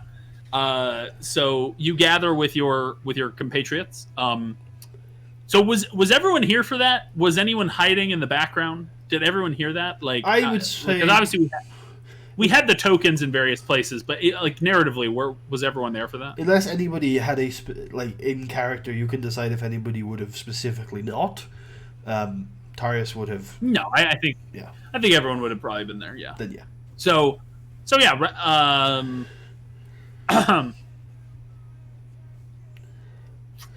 Tristan says, "You know, the commander. Are you sure he's gonna like all this? Goblins, kobolds." Well, why don't you send him a message? Magically. She walks into the corner. Why are you going the wrong way, Kristen? We're going back. We're going back through the corridor here. Look, to answer your point seriously, I do not know. But he has final say, and he can override me and come back and deal with this. And he can send me back here to deal with this in a different way. He knows my skill set. He knows what I do. I've dealt with it my way. He put me in charge of this mission, presumably because he knows that this is how I deal with things. Hopefully, he will be happy with it. We will have expanded our power base considerably. If not, I will listen to his further orders. When we get back to Whitevale, we'll send a bird. Make sure he has advance notice to think about what kind of insults he wants to fling at me when we come back. So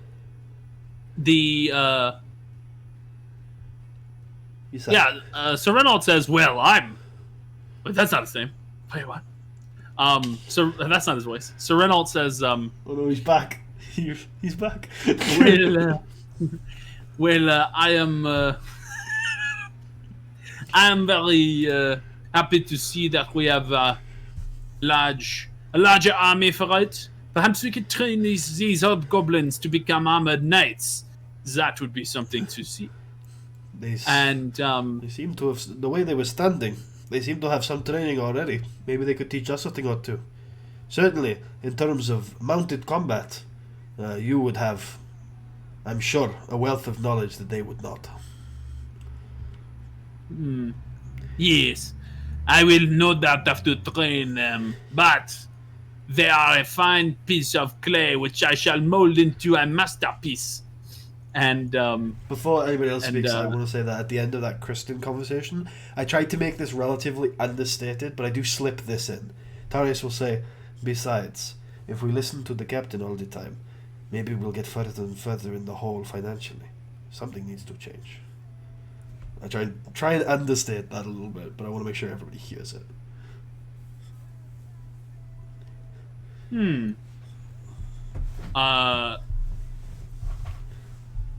Yeah, Alessandro nods. Okay. Tristan nods. In fact, Kristen seems the most sympathetic to that because she obviously is the one who has to deal with the financial woes. So Renault is too busy going on about how he's molding hobgoblins into clay, or like he hasn't said that yet, but he's like preparing to say that. Like in his head, he's thinking of the line. Ragni though looks displeased by that. You know that like Alessandro and you have a special bond, and Alessandro is loyal to you in a way that he's not loyal to the captain. But Ragni is loyal to the company, and he always has been. And so, like, you insinuating even for a moment that we shouldn't listen to the captain's orders, even if the captain ordered, I think from what you understand, if the captain ordered Ragni to lead a suicidal charge, he would do it. Like, so he finds Can I? He doesn't say anything, can but I? he looks. Can I superb. roll a charisma check? He was, by the way, already Yes. going to chew you out for the hobgoblin Yes. issue. So now he's like, Wait. he's seething. That's, Ragni is that's upset. absolutely fine. Can I roll a charisma check of some sort to have placed emphasis? Because remember, at the start of that conversation, I was very much like, when he gives me my new orders, I will listen to them. I'll wait for new orders. Yeah. So can I roll a charisma check Yeah, of some yeah. sort? Because to try and make sure the emphasis was on that and that Try last to bit was de-emphasize the last part. Yes. Yeah. Okay. Just so it's your rebellious dog whistle, you know, only your followers hear it. You know. Okay. Yeah. Sure. So would it be flat charisma? Do you want to throw persuasion? Any other proficiency? I actually like the idea that it is flat charisma mainly because you're not really persuading him. It's more just the force of your words. It's just the way you're talking. So I like that. Let's just roll. I'm gonna say, actually, I'm gonna have Ragni roll Insight? his wisdom, his just flat wisdom against that. I think it'd be unfair to roll insight against charisma, but I'm gonna roll flat wisdom against charisma. Do you want me to roll it since you roll it? Okay, that's fine. It is a +3, right? I'm pretty sure there. If he doesn't have any, Yeah. it would be +3 usually. Yeah. So he. Okay, so I'll say because it was close, he's more upset about the hobgoblins. Cool. But he definitely noticed, He noticed, and he's now like, is Tarius like planning an insurrection or something? Anyway, so all Ragni says is, he says, "Are you sure we can trust them? We barely know them, and we're bringing them into our ranks." Oh, never mind. I was going to make a really ill-advised comment. just so you know. I was about to say... What were you going to say? I was going to say, there's a whole mountain between us and them. But I don't think Ragni would like that, because that's his mountain. and what, Tarius, is in that mountain? I'd say, I do not trust anyone, Ragni. Just as you should not. However, Wait, you said you don't trust anyone, period? Yeah. Okay, now he's even more upset. The only... Actually, I'll rephrase that a little bit, although I do want that to be the point, and he can dislike that if he wants. I do not trust anyone, Ragni, unless I am currently fighting alongside them. The only place you can really have trust is on the battlefield. That's the only place you really should have trust. At least with humans. Dwarves have a nobler spirit. That I can recognize. But with humans, trust us only if you're fighting alongside us. Now, do I trust these people? No. Do I think they can be used to fight threats? Yes. And, once this is all bowled over, the first threat they can fight is your enemies on the mountains. They can lead a campaign against the orcs. They will enjoy that. No, you buttered him up pretty well with the dwarves being noble. And he says... By the way, I'm just curious, does Tarius really think that, or was that him purposefully buttering him up? Definitely purposely buttering him up. He knows, he's definitely willing to, do those sort of things. However, Tarius does have a respect for the codes of the dwarves and the fact that they live for so long and they build for, and he's just perhaps he thinks the dwarves are less likely to backstab each other than humans would. Yeah, because they're all. He also thinks that to some extent, Tarius probably thinks that for the most part, in a certain geographical region, all dwarves are related. So that's another thing that because Tarius wouldn't. Well, maybe Tarius would backstab his own family, but he thinks that humans are less likely to backstab their own family. So that kind of adds to it. Tarius thinks that they're all, one big happy. Oh yeah, and even if some of the members of Clan Durin were like orphans of sorts, like they were welcomed in from other families, they're still like once they're in, they're considered a part of the family. So there's that sense of bond between all of them. Yeah, I think that makes total sense. So yeah, Ragni is like, he's like, fair enough. If you think that the hobgoblins, the hobbos, your grandfather used to call them, can lead a successful campaign against the orcs in the mountains, I suppose it would save some of the blood of my kinsmen. And while I'm not sure we can trust the hobgoblins, think of this of Dern.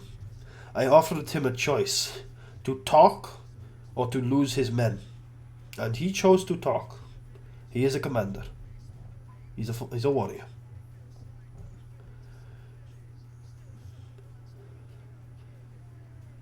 Okay, I think that point really resonates with Ragni, and he says, I suppose you're right. Perhaps this Dorn is an exemplary member of his race. He says the race part. Ragni's actually just like a dwarf supremacist secretly. He's just like, he's the Nazi of this campaign. He's like, when they build mountains like that, alright, how can you argue? Oh my god. It's like the elvish supremacists and, the lines. Like, they're just so good. Why wouldn't you be an elvish supremacist? The elves are so good. No, that's true. In a weird way, a lot of weird ideas come into that's why I'm not sure how I like the way 5e treats races, and it's why I always try to differ the way I run from how I think the game wants me to treat races. Because you get into these weird things where it's like, well, of course, orcs are filthy animals, they all need to be slaughtered, It's like, and everyone's like, oh, okay. Anyway, but so yeah, Ragni says, Ragni nods, and he you've got him. I think you've got him on agreeing that Dorn can be at least reasoned with. Perhaps he doesn't trust Dorn with his life, but you made strong points that Dorn can be reasoned with, and that as long as he's, I think the way Ragni is now thinking about it, as long as the interest of Dorn and his army lines up with the Fist, then he can trust Dorn. And that's actually exactly what Tarius is thinking too. Yeah. Yeah. But the moment that they don't, he has no reason to believe that they won't betray you. Tarius is also of that mindset, yeah. So, which is why Ragni thinks, I think Ragni is like, I'm not going to talk about it anymore now, but in the long term, this is always going to be something we need to consider. That, like, if we give these hobgoblins power, that's Ragni thinks it's playing with fire, but he's not going to bring it up more now because he's got bigger fish to fry. And right now, as far as Ragni's concerned, it just appears to be 4 hobgoblins. And so they don't have that much power yet. But I mean, keep in mind, Dorn also sounds like he wants to bring in more hobgoblins. He wants to send out a rallying call. And Tarius is on board for that, but he recognizes the danger. There's always going to be another turn. And look, if they can wipe out the orcs in the mountains, the full credit to them. You know what? Just turn against us. If you manage to pull that off before I've got something new for you, then you deserve to fight against us. Just do it. But, we'll hope. We'll pray. Tarius is like smiling as Dorn is finally killing him. He's like, oh, you did good, son. Dorn's raising the axe, and Tarius is like, I hoped it would be you. When you sent your men against me, I thought this one would be it. This one would get me, but I always held out hope that I'd make it long enough to see your face just one last time. And then boom, smash. Yeah, that's funny. Okay, yeah. So Ragni shared his views. And Alessandro says, so we have, as far as I'm concerned, we have the key to that southern part of the dungeon. We have the dragon to deal with. I'm not sure if you want to deal with that now or later. And then we have the grove. Oh, yes. So which do you want to deal with? You want to deal with the grove first? We did say we were heading south, but I don't think the kobolds will hold it against us if we don't. I don't think it was necessarily something they were that concerned with us doing. That's a right. Yeah, the kobolds just offered it to you as a way for you to feel more secure about dealing with the dragon. With the dragon. Okay, sorry about that reading, right? We definitely need to go and do our best to save young Peter. Now, I don't know what we can offer the druid, but then again, I wasn't sure what we could offer the hobgoblin, and that negotiation turned out quite good.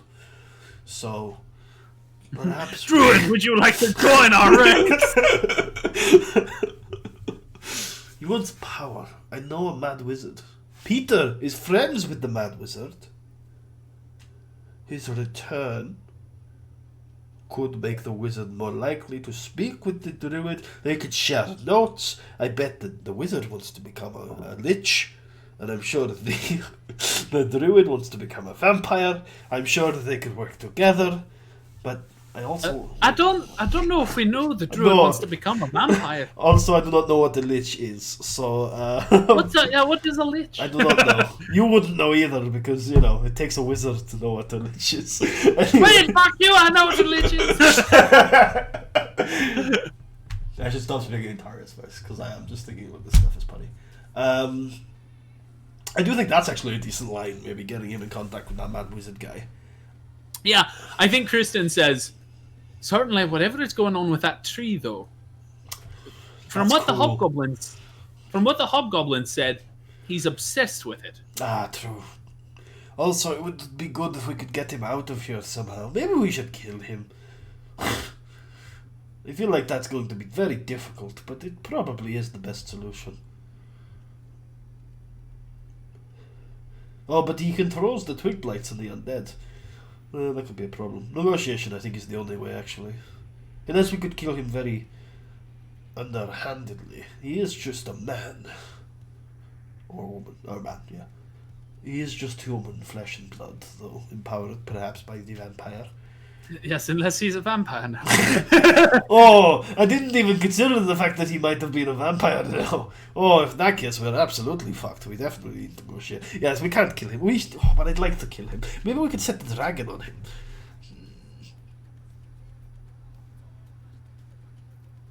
That's actually an interesting idea. Unless, of course, the druid has magic that can allow him to control the dragon. And then we would just be giving him another weapon. A very effective one. Aye. I think if he had the power to... Then we'd be fucked for good. Oh, yes. But not necessarily, because we could release the dragon and do it in a way where he doesn't know it was us, and then we could try to negotiate. Then, of course, we would be in a weaker position, because he would have a dragon. But I think that is actually not a bad idea, because I think if he could control dragons, he would know that there is a dragon, because he seems well connected. So he would probably make efforts to go and get it. So does he seem well connected? Yeah, he's like parlayed with the hobgoblins, right? Yeah, I was in the room. Yeah, I mean, so if I didn't make this clear though, the hobgoblins have only spoken to him a couple times. Okay. Like they don't. No, I don't want to say a couple times, but it's an infrequent occurrence. It's not like they keep up like a pen pal type thing. I'm sure as well, actually, that there are dragon reliefs of some sort in the grove. Because there's dragon reliefs dragon shit all over the place. Yeah. So he must know that. Maybe he might already have a dragon. He might already have a dragon. He's like, so what you're saying is I can have 2 dragons? No, I would I don't know how I'm gonna do this. This might take some time planning. But I think my operating plan is to let the dragon loose in the grove. Because I really do think... Because as much as I love the negotiate plan, I really do think that druid is going to be a roadblock to a lot of my plans. And I think him dying is good. I think we can't kill him. I'm pretty certain of that. So you're certain you can't kill him? I mean, I'm sure we could, but it's like a low percentage plan, I think. Obviously, lack of information at the moment. I don't know where he is or what the floor looks like, and we can go and scout this. I mean, I could send Alessandro, maybe. But I like the idea of just somehow managing to get the dragon down there, because even if he kills the dragon, then we've dealt with the dragon. Now, the kobolds won't be happy, but then we just agree to Durn's plan and kill all the kobolds. Because I'm sure Durn would be willing to help with that. But that's the worst case scenario. Best case scenario, the dragon kills the druid. and we have a weakened dragon that we might be able to go down there and non-lethally defeat. That's actually a really good case scenario, actually. If that happens, that's really good. If I win the lottery, that would be great.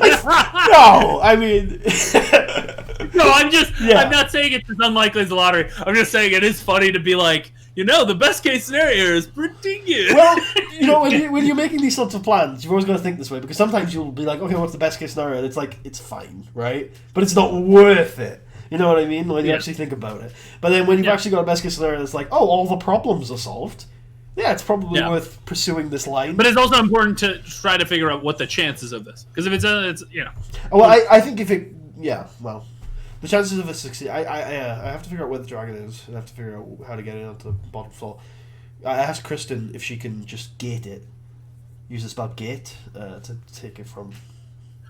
Oh, yep. Kristen casts Git, and the goblin comes towards her. Git.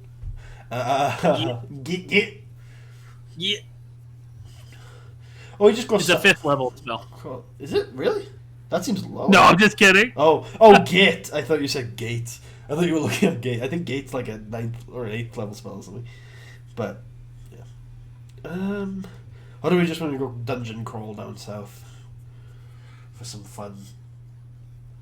I mean, can I even dungeon crawl right now? What's the technical situation going on with this, with this session at the moment? Am I going to be able to get back on the map, or is that not happening today?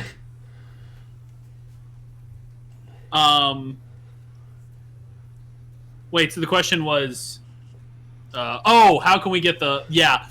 I think I'm going to have to...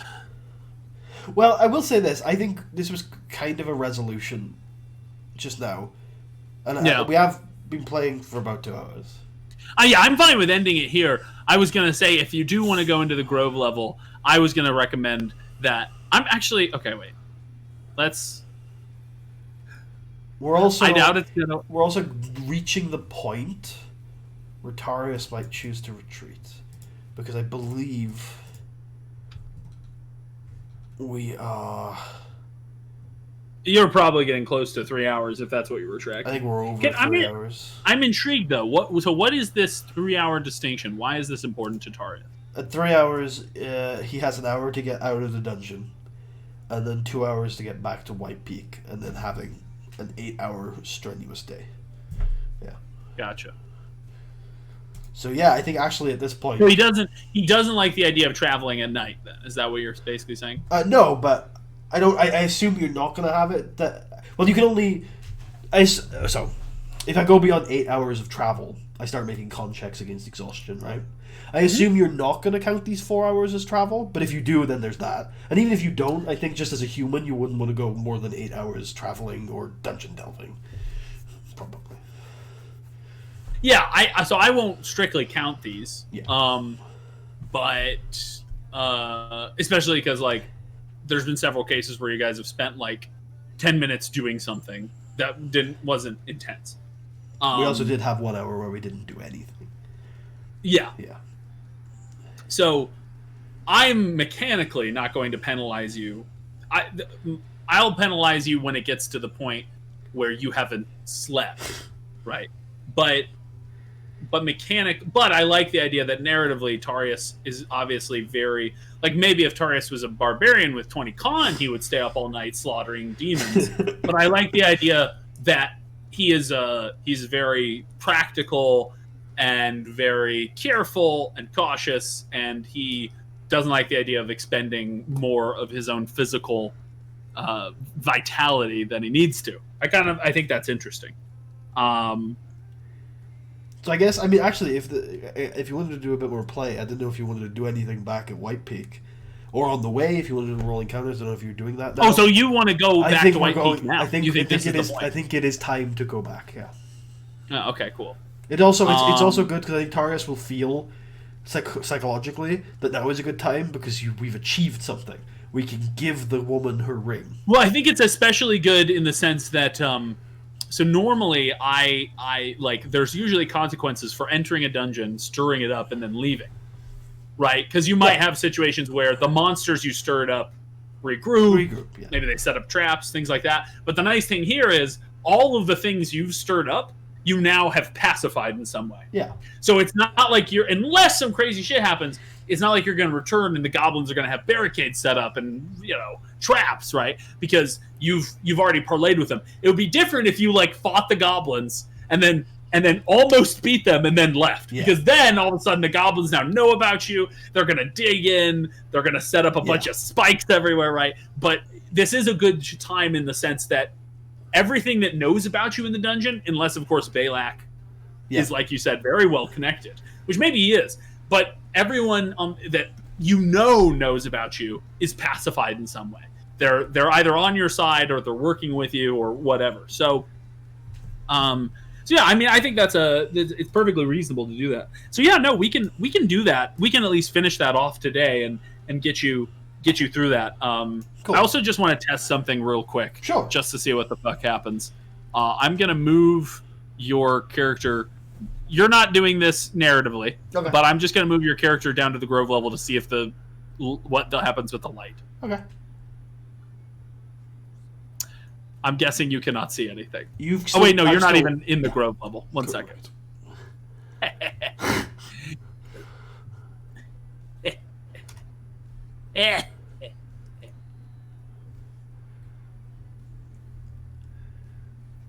That tree, by the way, is a very cool idea. Oh, a tree that's been watered with the blood of a vampire? Yeah. Yeah. And then suddenly it's got this life of its own. It's infested a place. That's really cool. Yeah. Yeah, it's completely black. Fucking shit. But then again, I don't have dark vision. Is there any dark vision people down here with me? I turned on a light on you. Oh, well, I turned on a light. Then yeah. So if you go to the left part of the screen, there's nothing. No, I've zoomed out all the way. I can't see anything, unless I'm missing something here. Oh, I've just taken a screenshot and I believe I'm on the okay. What I'm going to try in the week prior, and I will test it out beforehand, I'm going to try to reinstall the module, because what I think might be happening is, because it said it could update the lighting, but I'm guessing something fucky happened. Yeah. Because I installed this module before they did the updated lighting, then they updated it, and then they said you can update the lighting, and I did that, but it just broke everything even more. So I think I might reinstall the module and see if that can fix, especially since I don't think it'll matter too much in terms of the things that it'll erase. So I think that'll be fine. So I think I'm going to try that. Yeah. You can copy and paste a lot of stuff over using the transmogrifier or whatever it's called. But either way, I'm sure you'll figure it out. Yeah. Okay, but anyway. So you leave the dungeon. Do you do anything? Do you say anything to the kobolds, or do you just leave? You don't have to, because they're not in the path of the exit. So it's up to you. Yeah, I'll pop by and I'll just say, we are making progress. We know where the dragon is. We are leaving to rest. We will see you tomorrow. All right. Good job. And then on the way back, I'm going to rebar that door. Nice. Remember, never make an alliance with the hobgoblins. Anyway, no. She doesn't say that. My hope is that if I do get the dragon back, or at least I'm hoping I can smooth over that with the dragon.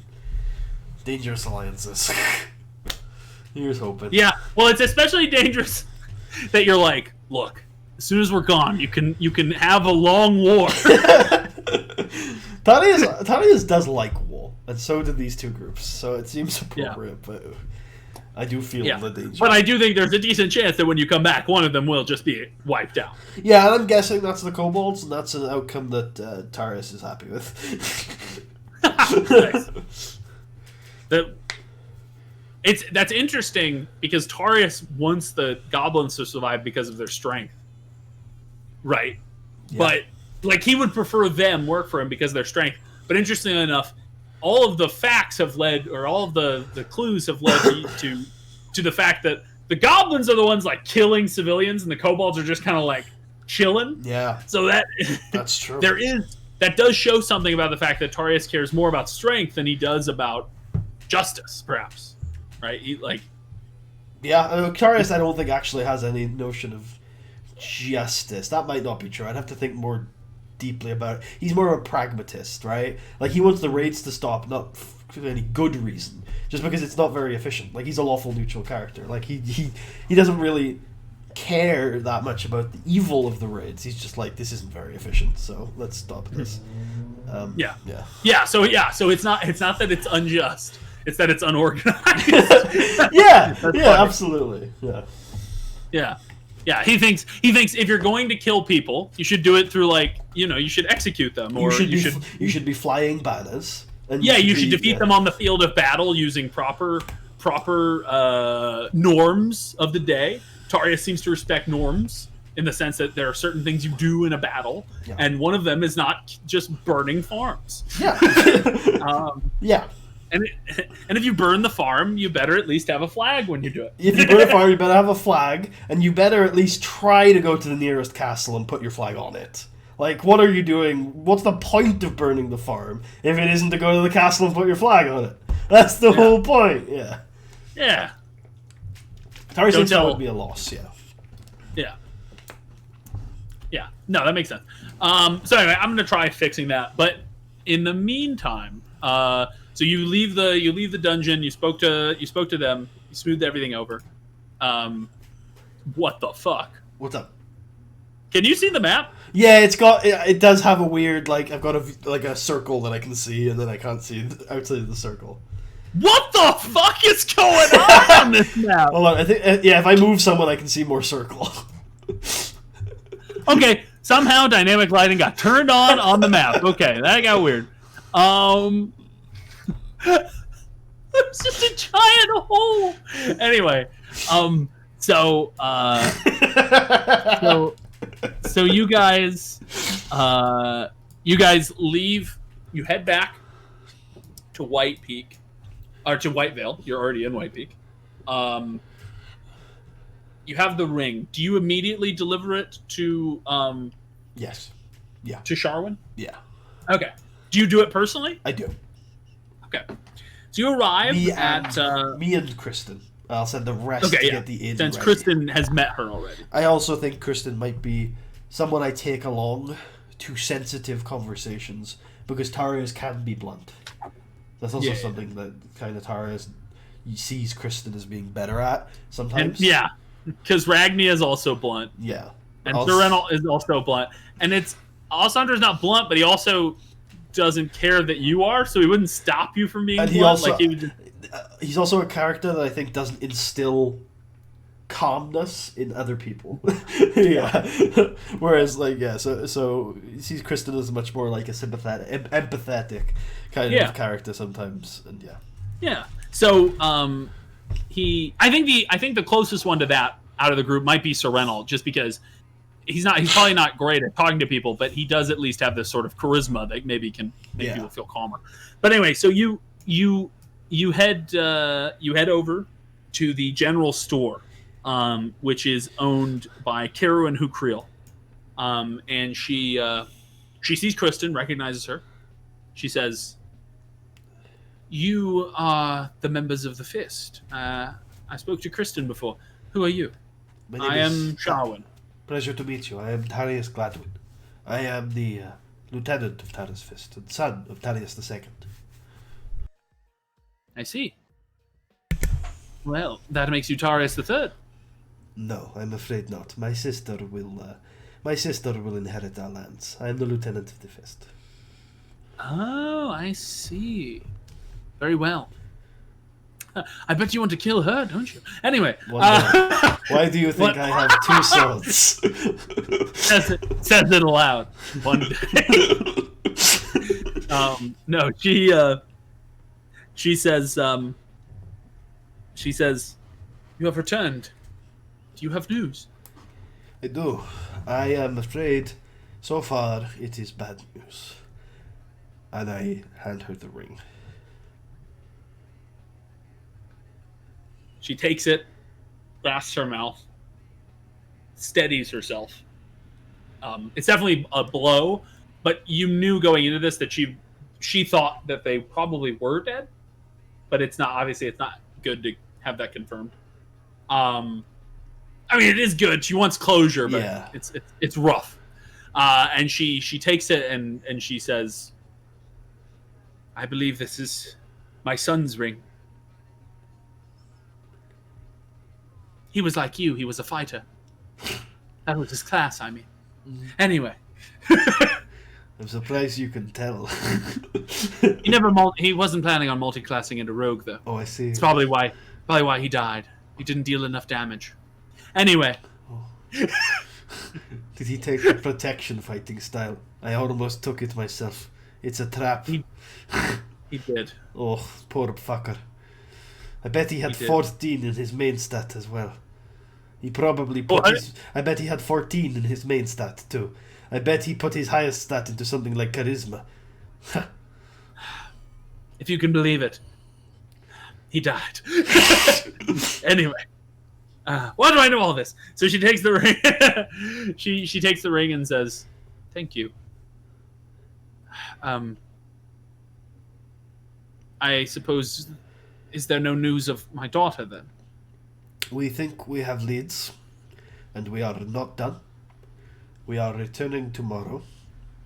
We will bring you news when we can. We wanted to keep Thank you you. updated. No, thank you very much. Of course. If you'd like, I can pay you the reward for this ring now. No. Take your time. I'm sure the news will hurt much, and we will be in town much after we have finished with our investigation. Don't you worry. Thank you. And I'll go to leave. How did that cart suit you? Did it work out well? Yes, it was. Well, we often. It's fine, Hookriel craftsmanship. Indeed, it was so light and it glided across the trail so easily that occasionally we forgot we had it. But it served us very well outside when we were doing our adventuring, and I'm sure if we... I pause. Because what I was about to say is carry any bodies back, but I don't think Tarius actually wants to say that. If we need to carry anything heavy back, then it would obviously prove invaluable. She says, "Thank you." Okay, well, we will keep you up to date, and then I will leave. Cool. And then I'd like to go to the inn. There are two other things I'd like to do before we finish today. Do we send birds in this world for messages? It's hard to train a bird. Usually you just send a courier. Yeah, rather than Like a train a third bird, you person. would take a bird from what I know, you would take a bird, a group of birds, you usually do this in bulk. You would take them from where they live, and then you would take them somewhere else, and if you put a message on them, and then instinctively they go back to where they've come from. Gotcha. Yeah. Is that a thing? But I don't know. it doesn't have to be. There's couriers. Would you like to hire a courier? Yeah, it's just a lot slower. Is there a wizard? Is there a town wizard? You can ask. Yeah, I'd like to. I'd like to go and ask the reef. Okay. The Reeve will tell you that there's no town wizard, but there is a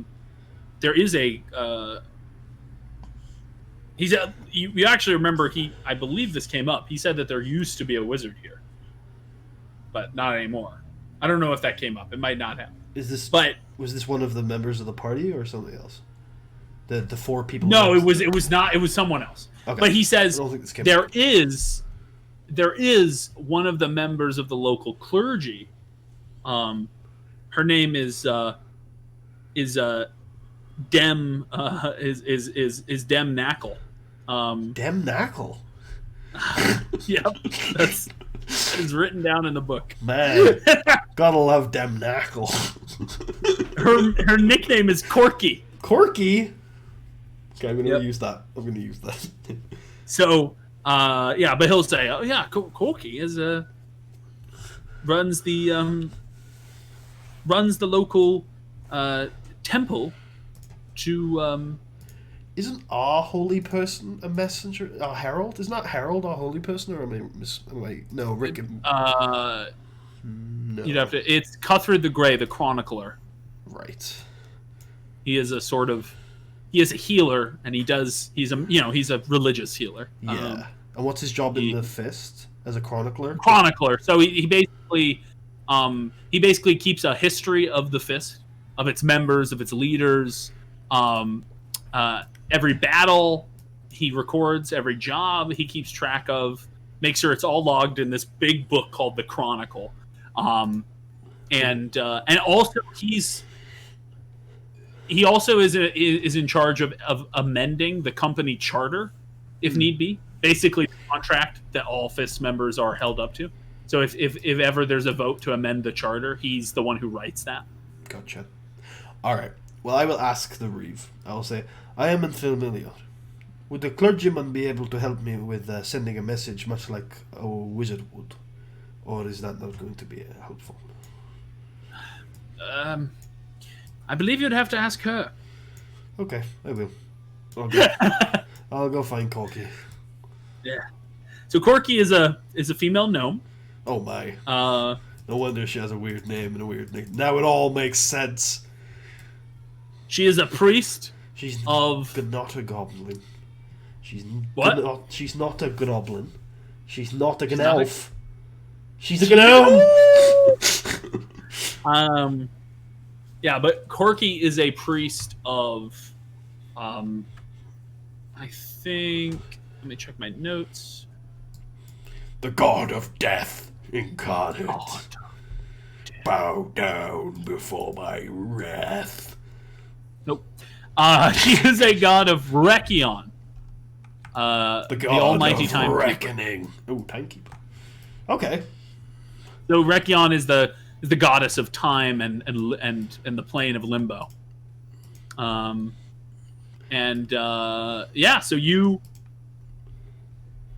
you head to Corky. You head to Corky, and she welcomes you into the temple, even though it's later in the evening. She keeps it open 24/7, and she says, "How can I help you?" What were you gonna say? Out of curiosity, yeah. So we established that Kristen can use wizard scrolls, right? Yeah. Is Renault able to use paladin scrolls, or is he just a fighter with a radiant lance?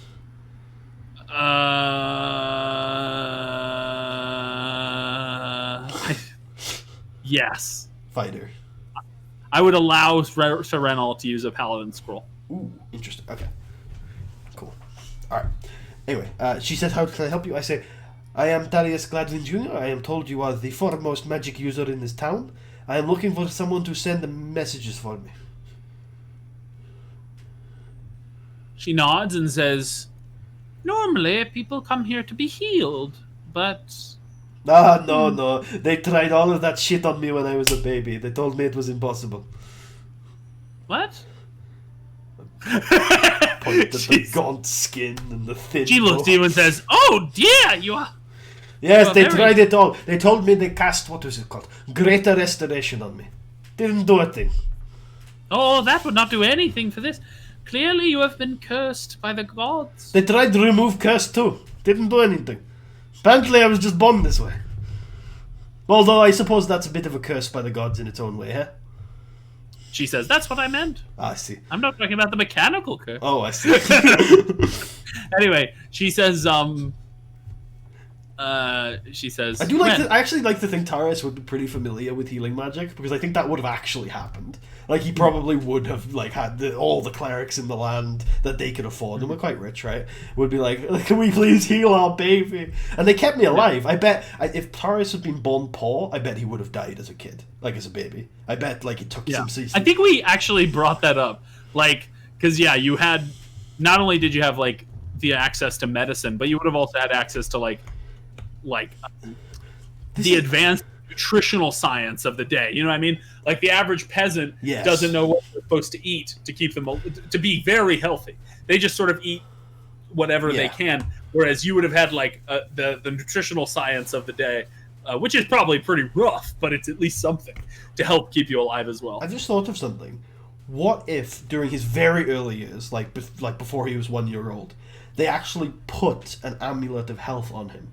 in order, because otherwise he would have just died. He needed that constitution to survive that first year, and then they took it away and gave it to someone else because we're not that rich. So maybe that could be the plot hook for later when I go looking for one. Is that when I was a baby, I actually did have one that kept me alive. I like that. I like maybe that you aren't entirely sure what that was, and maybe you'll have to like ask your parents about it.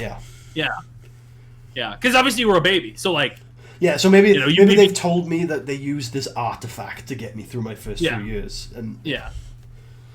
So anyway, she says, but while I usually perform healing services for the town, I can send messages to those so yes, what sort of message do you want delivered?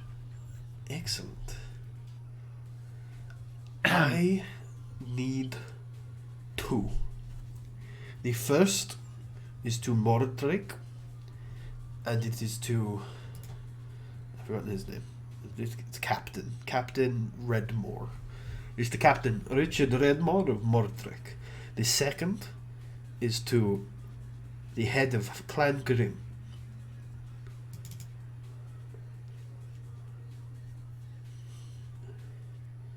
Let me just check something. Sure.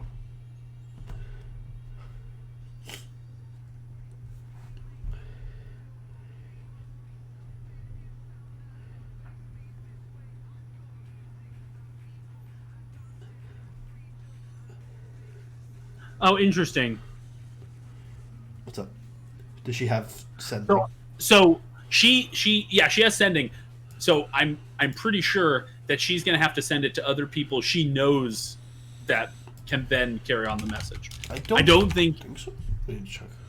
It says it has to be a creature with you, in which you are familiar. And I assume the use of familiar there means that you've met them, right? That you know. Yes. So, but in terms of Moordrake, that's not a problem. She probably has clerical contacts there. Yeah. That she could send a message to.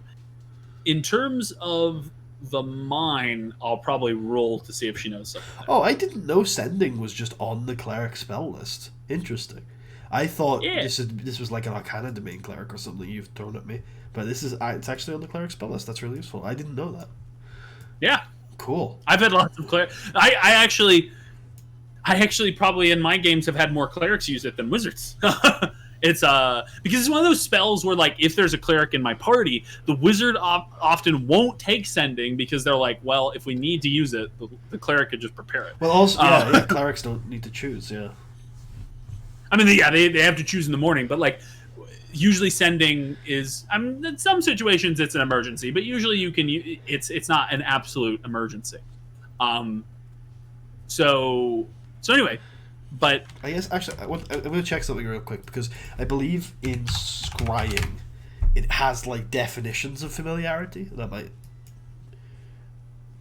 Yeah, there it is. Familiar is in scrying is defined as you know the target well. Yeah. So, yeah. Yeah. So, that's very useful. The definition is there. So yeah, I think, and even. First hand is you have met the target. Indeed. Second hand is you have heard of the target. Yeah. So this is far removed from just me telling her the name. Yeah. Yeah. So she says, in terms of the one in Moordrake, I can have someone deliver the message who I know in Moordrake that would be willing to. In terms of, did you say Clan Grimm? Yes. Let me see if I know someone in Clan Grimm. So we're going to roll because... Actually, I'll have you roll it. And guess what? We're going to do the top 33 percentile of a D100. So if it's 100 to 67... No. So if you just stuck with what we used to do... No.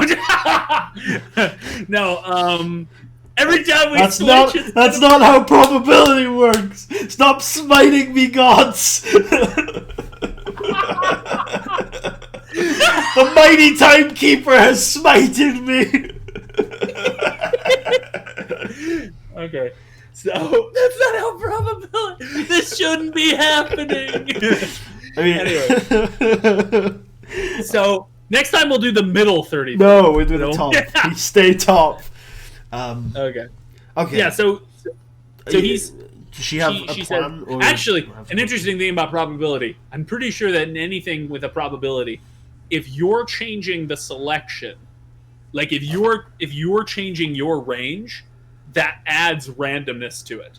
So, for example, if you're answering one of four, like if you're answering A, B, C, or D, and you have like 100 selections where you're saying A, B, C, or D, if you pick randomly, you are less likely to get the right answer than if you just do them all the same selection. So it actually might be that if you continuously go upper 30, bottom 30, I'm not sure, but probabilistically that might actually screw you over. But if you stick with the top 30, you might be good. Anyway, or the top. So what were you going to say? Does she? Yeah, I'm wait. Does she have a plan, or am I gonna have to come up with one? Does she say anything after she decides she doesn't? She says, I'm afraid that I don't know anyone in Clan Grim. However, you sound like you're from Clan Grim. Oh, you're Kristen. Oh, I'm a gnome. Oh, I see. Is Kristen? I looked at Kristen. Is she a gnome? I thought gnomes were supposed to be magically, gifted. Oh, now that I'm thinking about it, gnomes would have this voice. Oh. Hello. Hello. My name is Corky. My name is Rodrigo. My name is Calvieres. Take my hand, and we shall make sweet. Anyway, so I will send your message. Corky says, I believe that I know someone in Castle Gormland who can deliver this message. But that will obviously take longer than normal. Do you like this plan? It is closer to Clan Grimm's than we are. Wow, this French-Spanish hybrid is throwing my mind through a loop. it's You don't know wild. whether you want to fight me or have relations with me. I don't. I'm very confused right now. I'm trying to wonder whether this is better or worse than Redalt, and I don't know.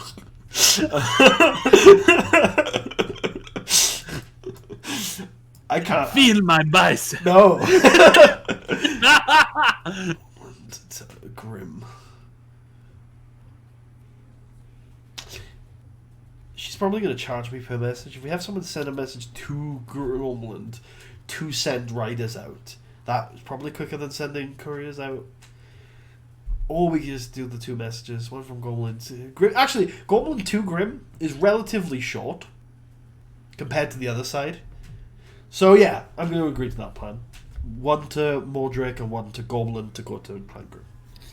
Cool. She says, very good, very good. Now, if you might be so kind as to offer a donation to the church.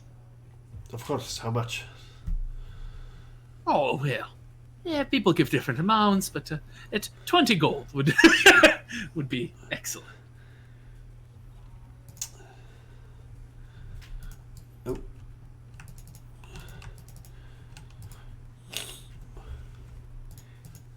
Yeah. Do I have a rough idea how much it would take to to send a courier from here and do the route?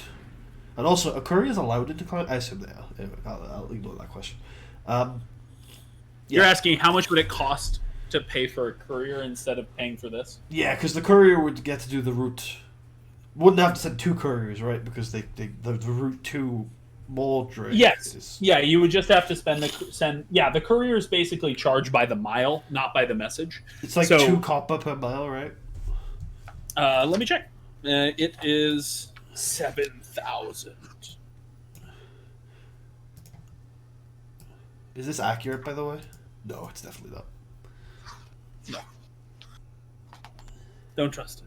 I definitely don't. It's definitely not 10 feet from here to the top of Clan Grim. It is. It's 10 feet. I run there in 2 seconds flat. I just walk over there. I walk to Moordrake. I walk with my giant legs. I stomp over the mountains. It's just that scene in Legend of Korra where she becomes big in the second scene. You're just like, oh wait, I can just. You just start expanding and walk there. Okay. Yeah, it's 2 copper pieces per mile. So it would be It would be. Actually, 1 second. I can. I'm gonna make a rough estimation based on the hike. It's like 40. It will cost.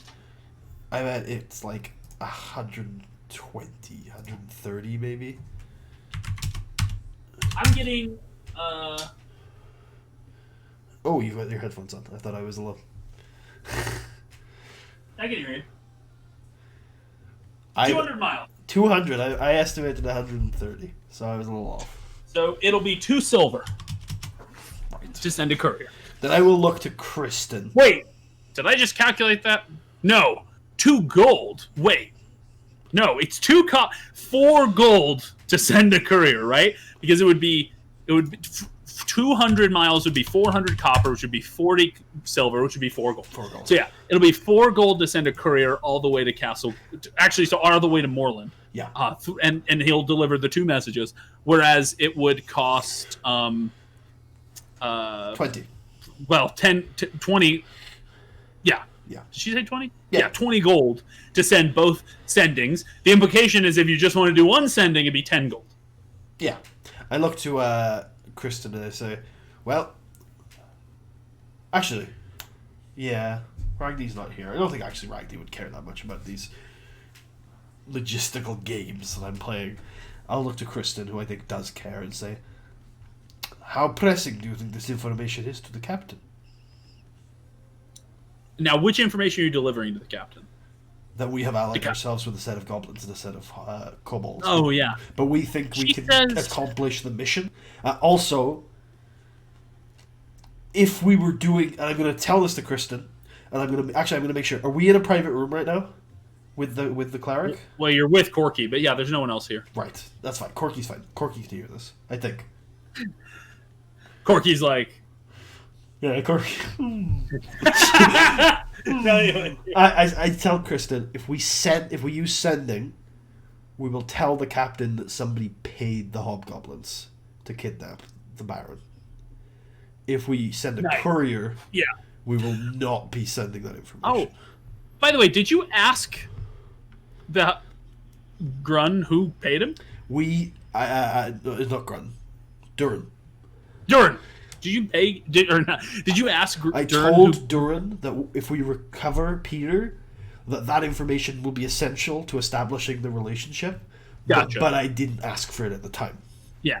So in other words, the implication is he should tell Peter when you get Peter. We should all look into this together as a Tarra's fist battle. Well, yeah, of course, conglomerate. telling Peter is going to be in a way telling you. Yes. But yeah.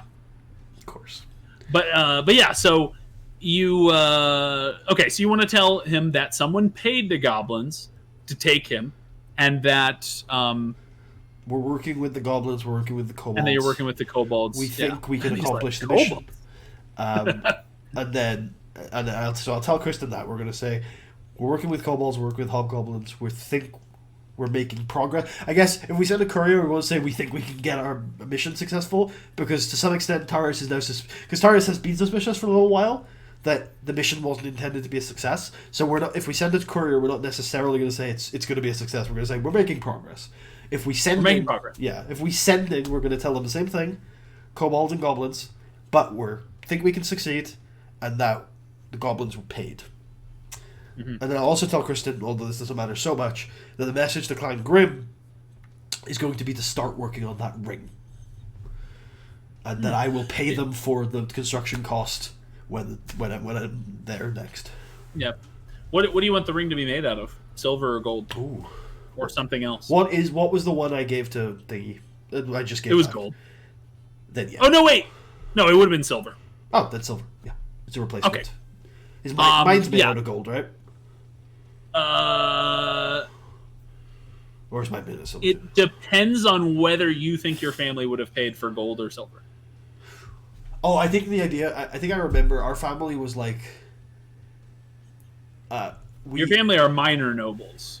You know, you're not. That's fair. I think the idea. Well, if it's more about just how vain you are rather than your actual strength, then it probably would. Because I think the idea was that although we we're very much a family of the peasants in terms of like we work the fields and we're very nice to people. We do have like a very nice place. We want people to know that we're rich as fuck. Yeah, then you could have paid for gold rings. Okay. Yeah. Then yeah, sure. I think gold.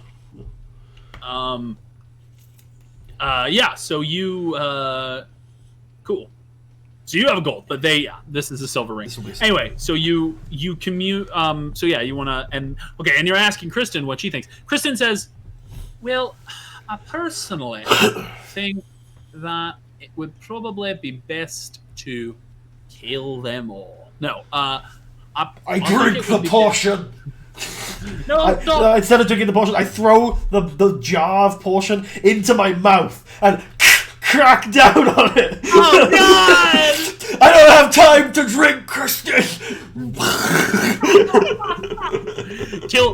You die from you cut off your tongue and die. No, because my fire breath cauterizes the wounds. From that day onward, he was known as Tarius Fire Breath the Mute. My tongue is always hanging out of my mouth. Anyway, but yeah, no. She says, "Well, I think that there is something to be said about the message traveling magically, less likely to be intercepted by whoever did pay the hobgoblins. And we did get some money out of this. Well, we're making more money than we were expecting to out of this deal. So I don't necessarily think it's a terrible idea to spend the 20 gold to get the sendings." Do you have 10 gold or on did you? you get the... reaches into her pockets. Sure. I'll pull out 10 gold. Alright. Why don't you formulate the message to the captain exactly? I believe, I looked at the cleric, it has to be of a specific length. As for Clan Grim, of course they will know. Will the messenger know who it is from? I will include it. I'll include it. Have them tell Clan Grim. Hold on, I'm just going to write it down. Is it 24 or 25 words? 25 words. You don't have to write exactly what it is, but... Oh, sure. Then, this is Tarius. Can you make a silver ring with the crest of Tarra's fist on it? I will pay you for it when I'm there. I will either take it, if you're willing to, you could have it sent to Whiteville. But if you want payment before you send it, then that's fine too. I'll be there on my way back. Cool. The reason I said you don't need to fit into 25 words is that Tarius wouldn't know about that restriction. Oh, and okay. I like to think that the people who use sending often have their own grammatical structure so that they can cut down on word usage. Like right? Morse code. Yeah. So they get rid of things like definite and indefinite articles because it adds more words, right? They get rid of certain prepositions that they don't need. They get rid of a lot of fat in the English language. I really like the image of that, of someone receiving a sending and being there with some parchment and writing it down and having to add some words to it to just be like, okay, I like that image actually. That's cool. Yeah. So that way they can fit much more information than someone who is just using sending for the first, than the average PC who doesn't use the spell a lot. But there's nothing to stop a PC from actually figuring that out and coming up with their own weird Morse code. I've just never heard of a PC doing that. I think it'd be fun.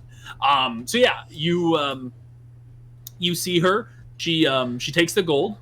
She sits there, closes her eyes for a moment. Actually, she takes a short piece of fine copper wire. But she's not using a holy symbol? No, she takes the holy symbol. Okay. It appears to be a giant clock that she holds attached to a necklace around her. After she's done... Oh, well, I'll wait till she's done. And if you're asking, or are you wondering if Tarius has encountered a clock before? No. I have an amulet that ticks. Oh, yeah. I'm curious what she thinks of it, really. I want to bring it up as a conversation piece. Yeah, she holds it up, and she closes her eyes, and then after she's done, she puts it back down, and she says, "Oh, all right. I have sent the messages." Actually, that's a good point, though. Has Tarius ever seen a clock before? Clocks at this time are... there's lots of ways to keep time. If your family would have spent the money on one, then you could have seen one. But they're very expensive, and they're foreign made. No clocks are made on the Isle. I You have think to I think we them. established that we had like warm water in a sink or something, and I think that's the extent to which we would splash. I think if we've got warm water in a sink, you don't need a clock. You've got the comfort. Now there. you would have cheaper ways. For example, there are obviously hourglasses. There's sundials. There's candle clocks. There's water clocks. So like a candle clock is where you have a series of lines. So I feel like not even that important to tell the time, really. Like the sun comes up. What? What'd you say? I also feel like it's not really that important to have these. For an agrarian family like yours, I doubt it would be. Like, right? Your family the sun comes up, we go out and work. The sun goes down, we go out. Yeah. You would literally. I mean, you guys would. Your entire family would probably have their circadian rhythm really strong. They would wake up at 6 a.m. every day, or whenever the sun comes up. Yeah. That's probably what Tarius for this campaign has often been pretty well. Then again, it's really Alessandro that's keeping his. Tarius will die in his sleep. That's if he's true, not actually. Yeah. So we said that, and then I'll just ask her. I'll be like, "What do you think of this?" And I pull out my ambulance. Oh. I'm gonna have her roll a check. Sure.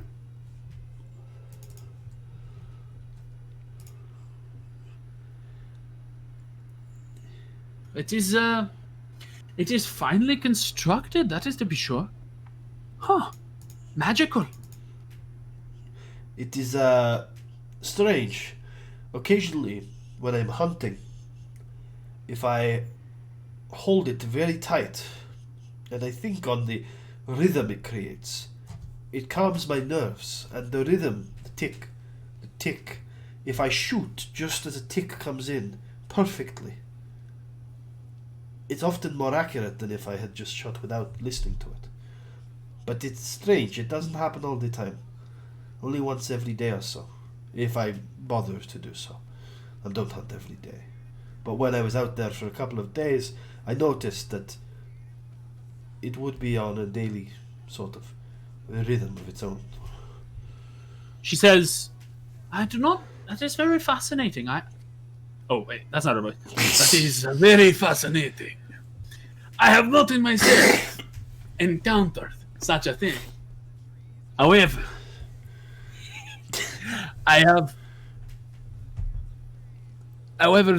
the styling, the design, the craftsmanship, it all speaks to it being built by the Tabaxi clocksmiths. No one is finer than them. And it will not surprise me if this was made by them. Additionally, because few have a better grasp of magic than the catfolk. Perhaps, when I am old, I may pay them a visit. Well, it is a far journey, 1,000 miles or so, to the east.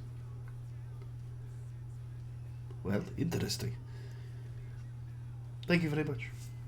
I'm always curious. I put the amulet back on.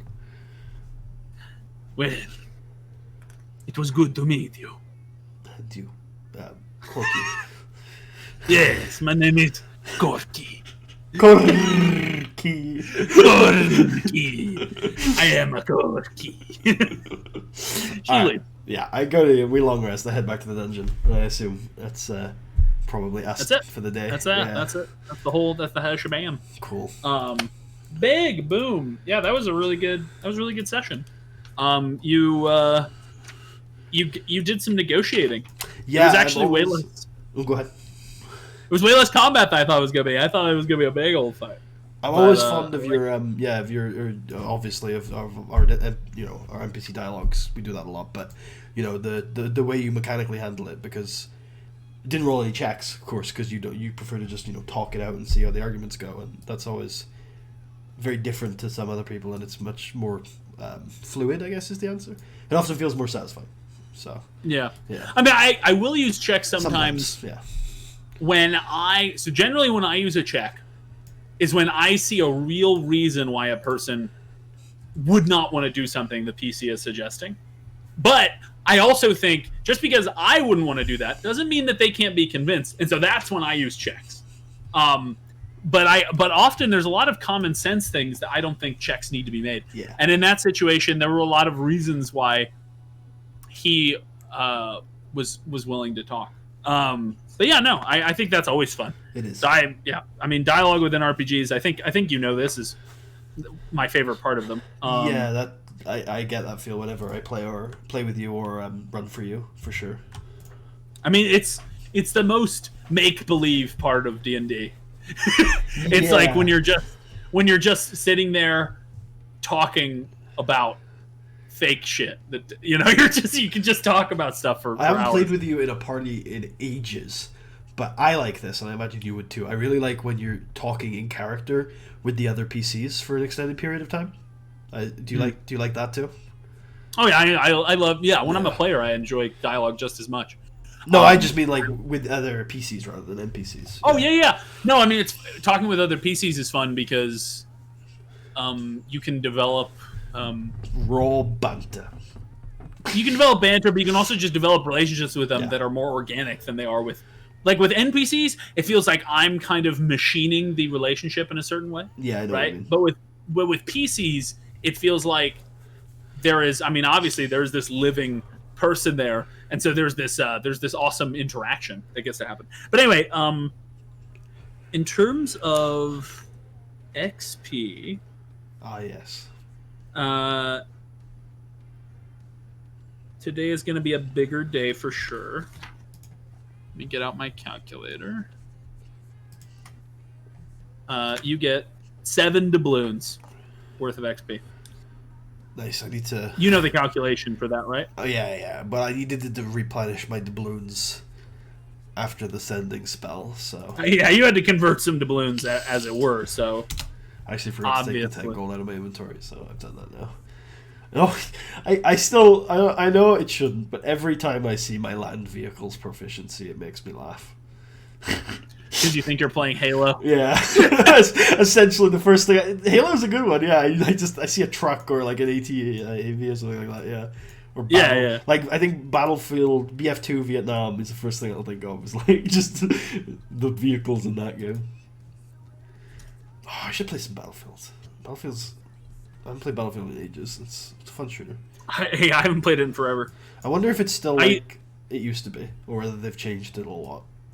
From what I understand, they've changed it significantly. I mean, there were a lot of complaints about Battlefield 1, which was like the World War I one. I can't know for sure. I haven't played one of the Battlefields since Battlefield 4, and that I didn't play much. I played Battlefield 3 a lot, and I played Bad Company 2 quite a bit. Yeah. But like 4 was kind of where I fell off for no particular reason. I think it was just because I was kind of didn't want to play it that much. I don't think I necessarily hated 4 or anything. Yeah. But I've just heard shitty things about it. I don't know. It's hard to say. I don't know if that's because they've taken out a lot more of the tactical components out of Battlefield. I'm not sure what's changed that has made some of the fans and then some of that is probably mixed in with the I know that Battlefront, because those are made by DICE, the new Star Wars games. People hated those, at least when they first came out, from what I heard. I think also the arcade shooter is on a bit of a decline, I think, because of Battle Royale.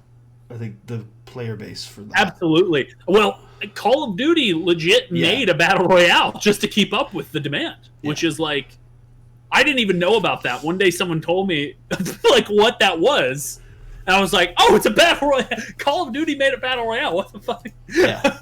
That's so funny.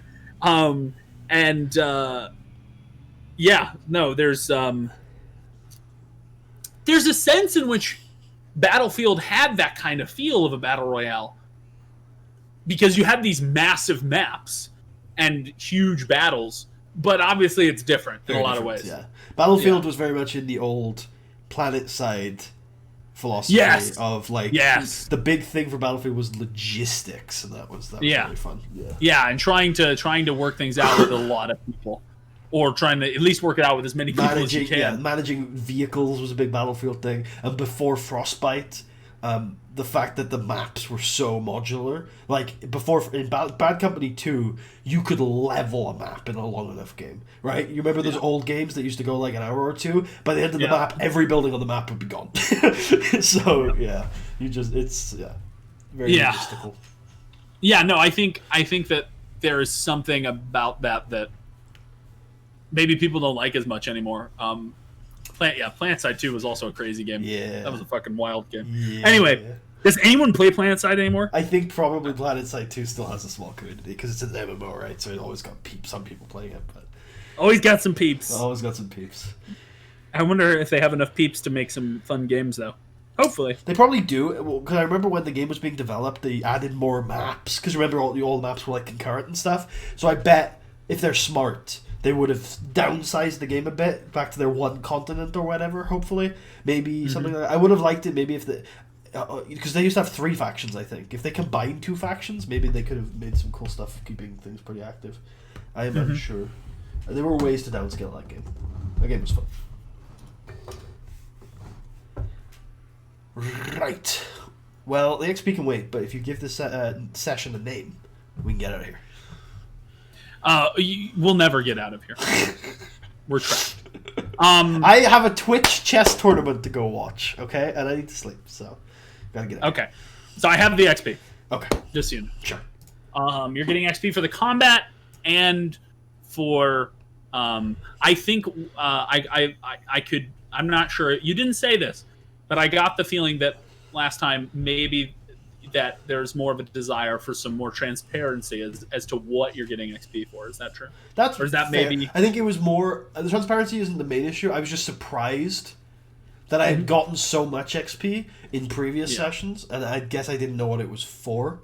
So that was more of a thing. So I guess So most of this is coming from the battle.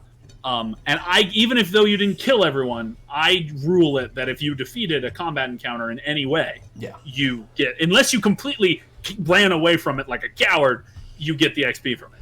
Yeah. And so most of this is from that, and then additionally, you guys got 250 XP from successfully bringing the Goblin tribe into your fold, which was pretty big. Okay. To me, that was way harder than bringing the Kobolds in. But you made the right arguments. Because the Kobolds are just kind of terrified and they want stuff. But anyway, 675 XP. Nice. Okay. Sorted. Nice. Okay, so that is today's session. The title of today's session is...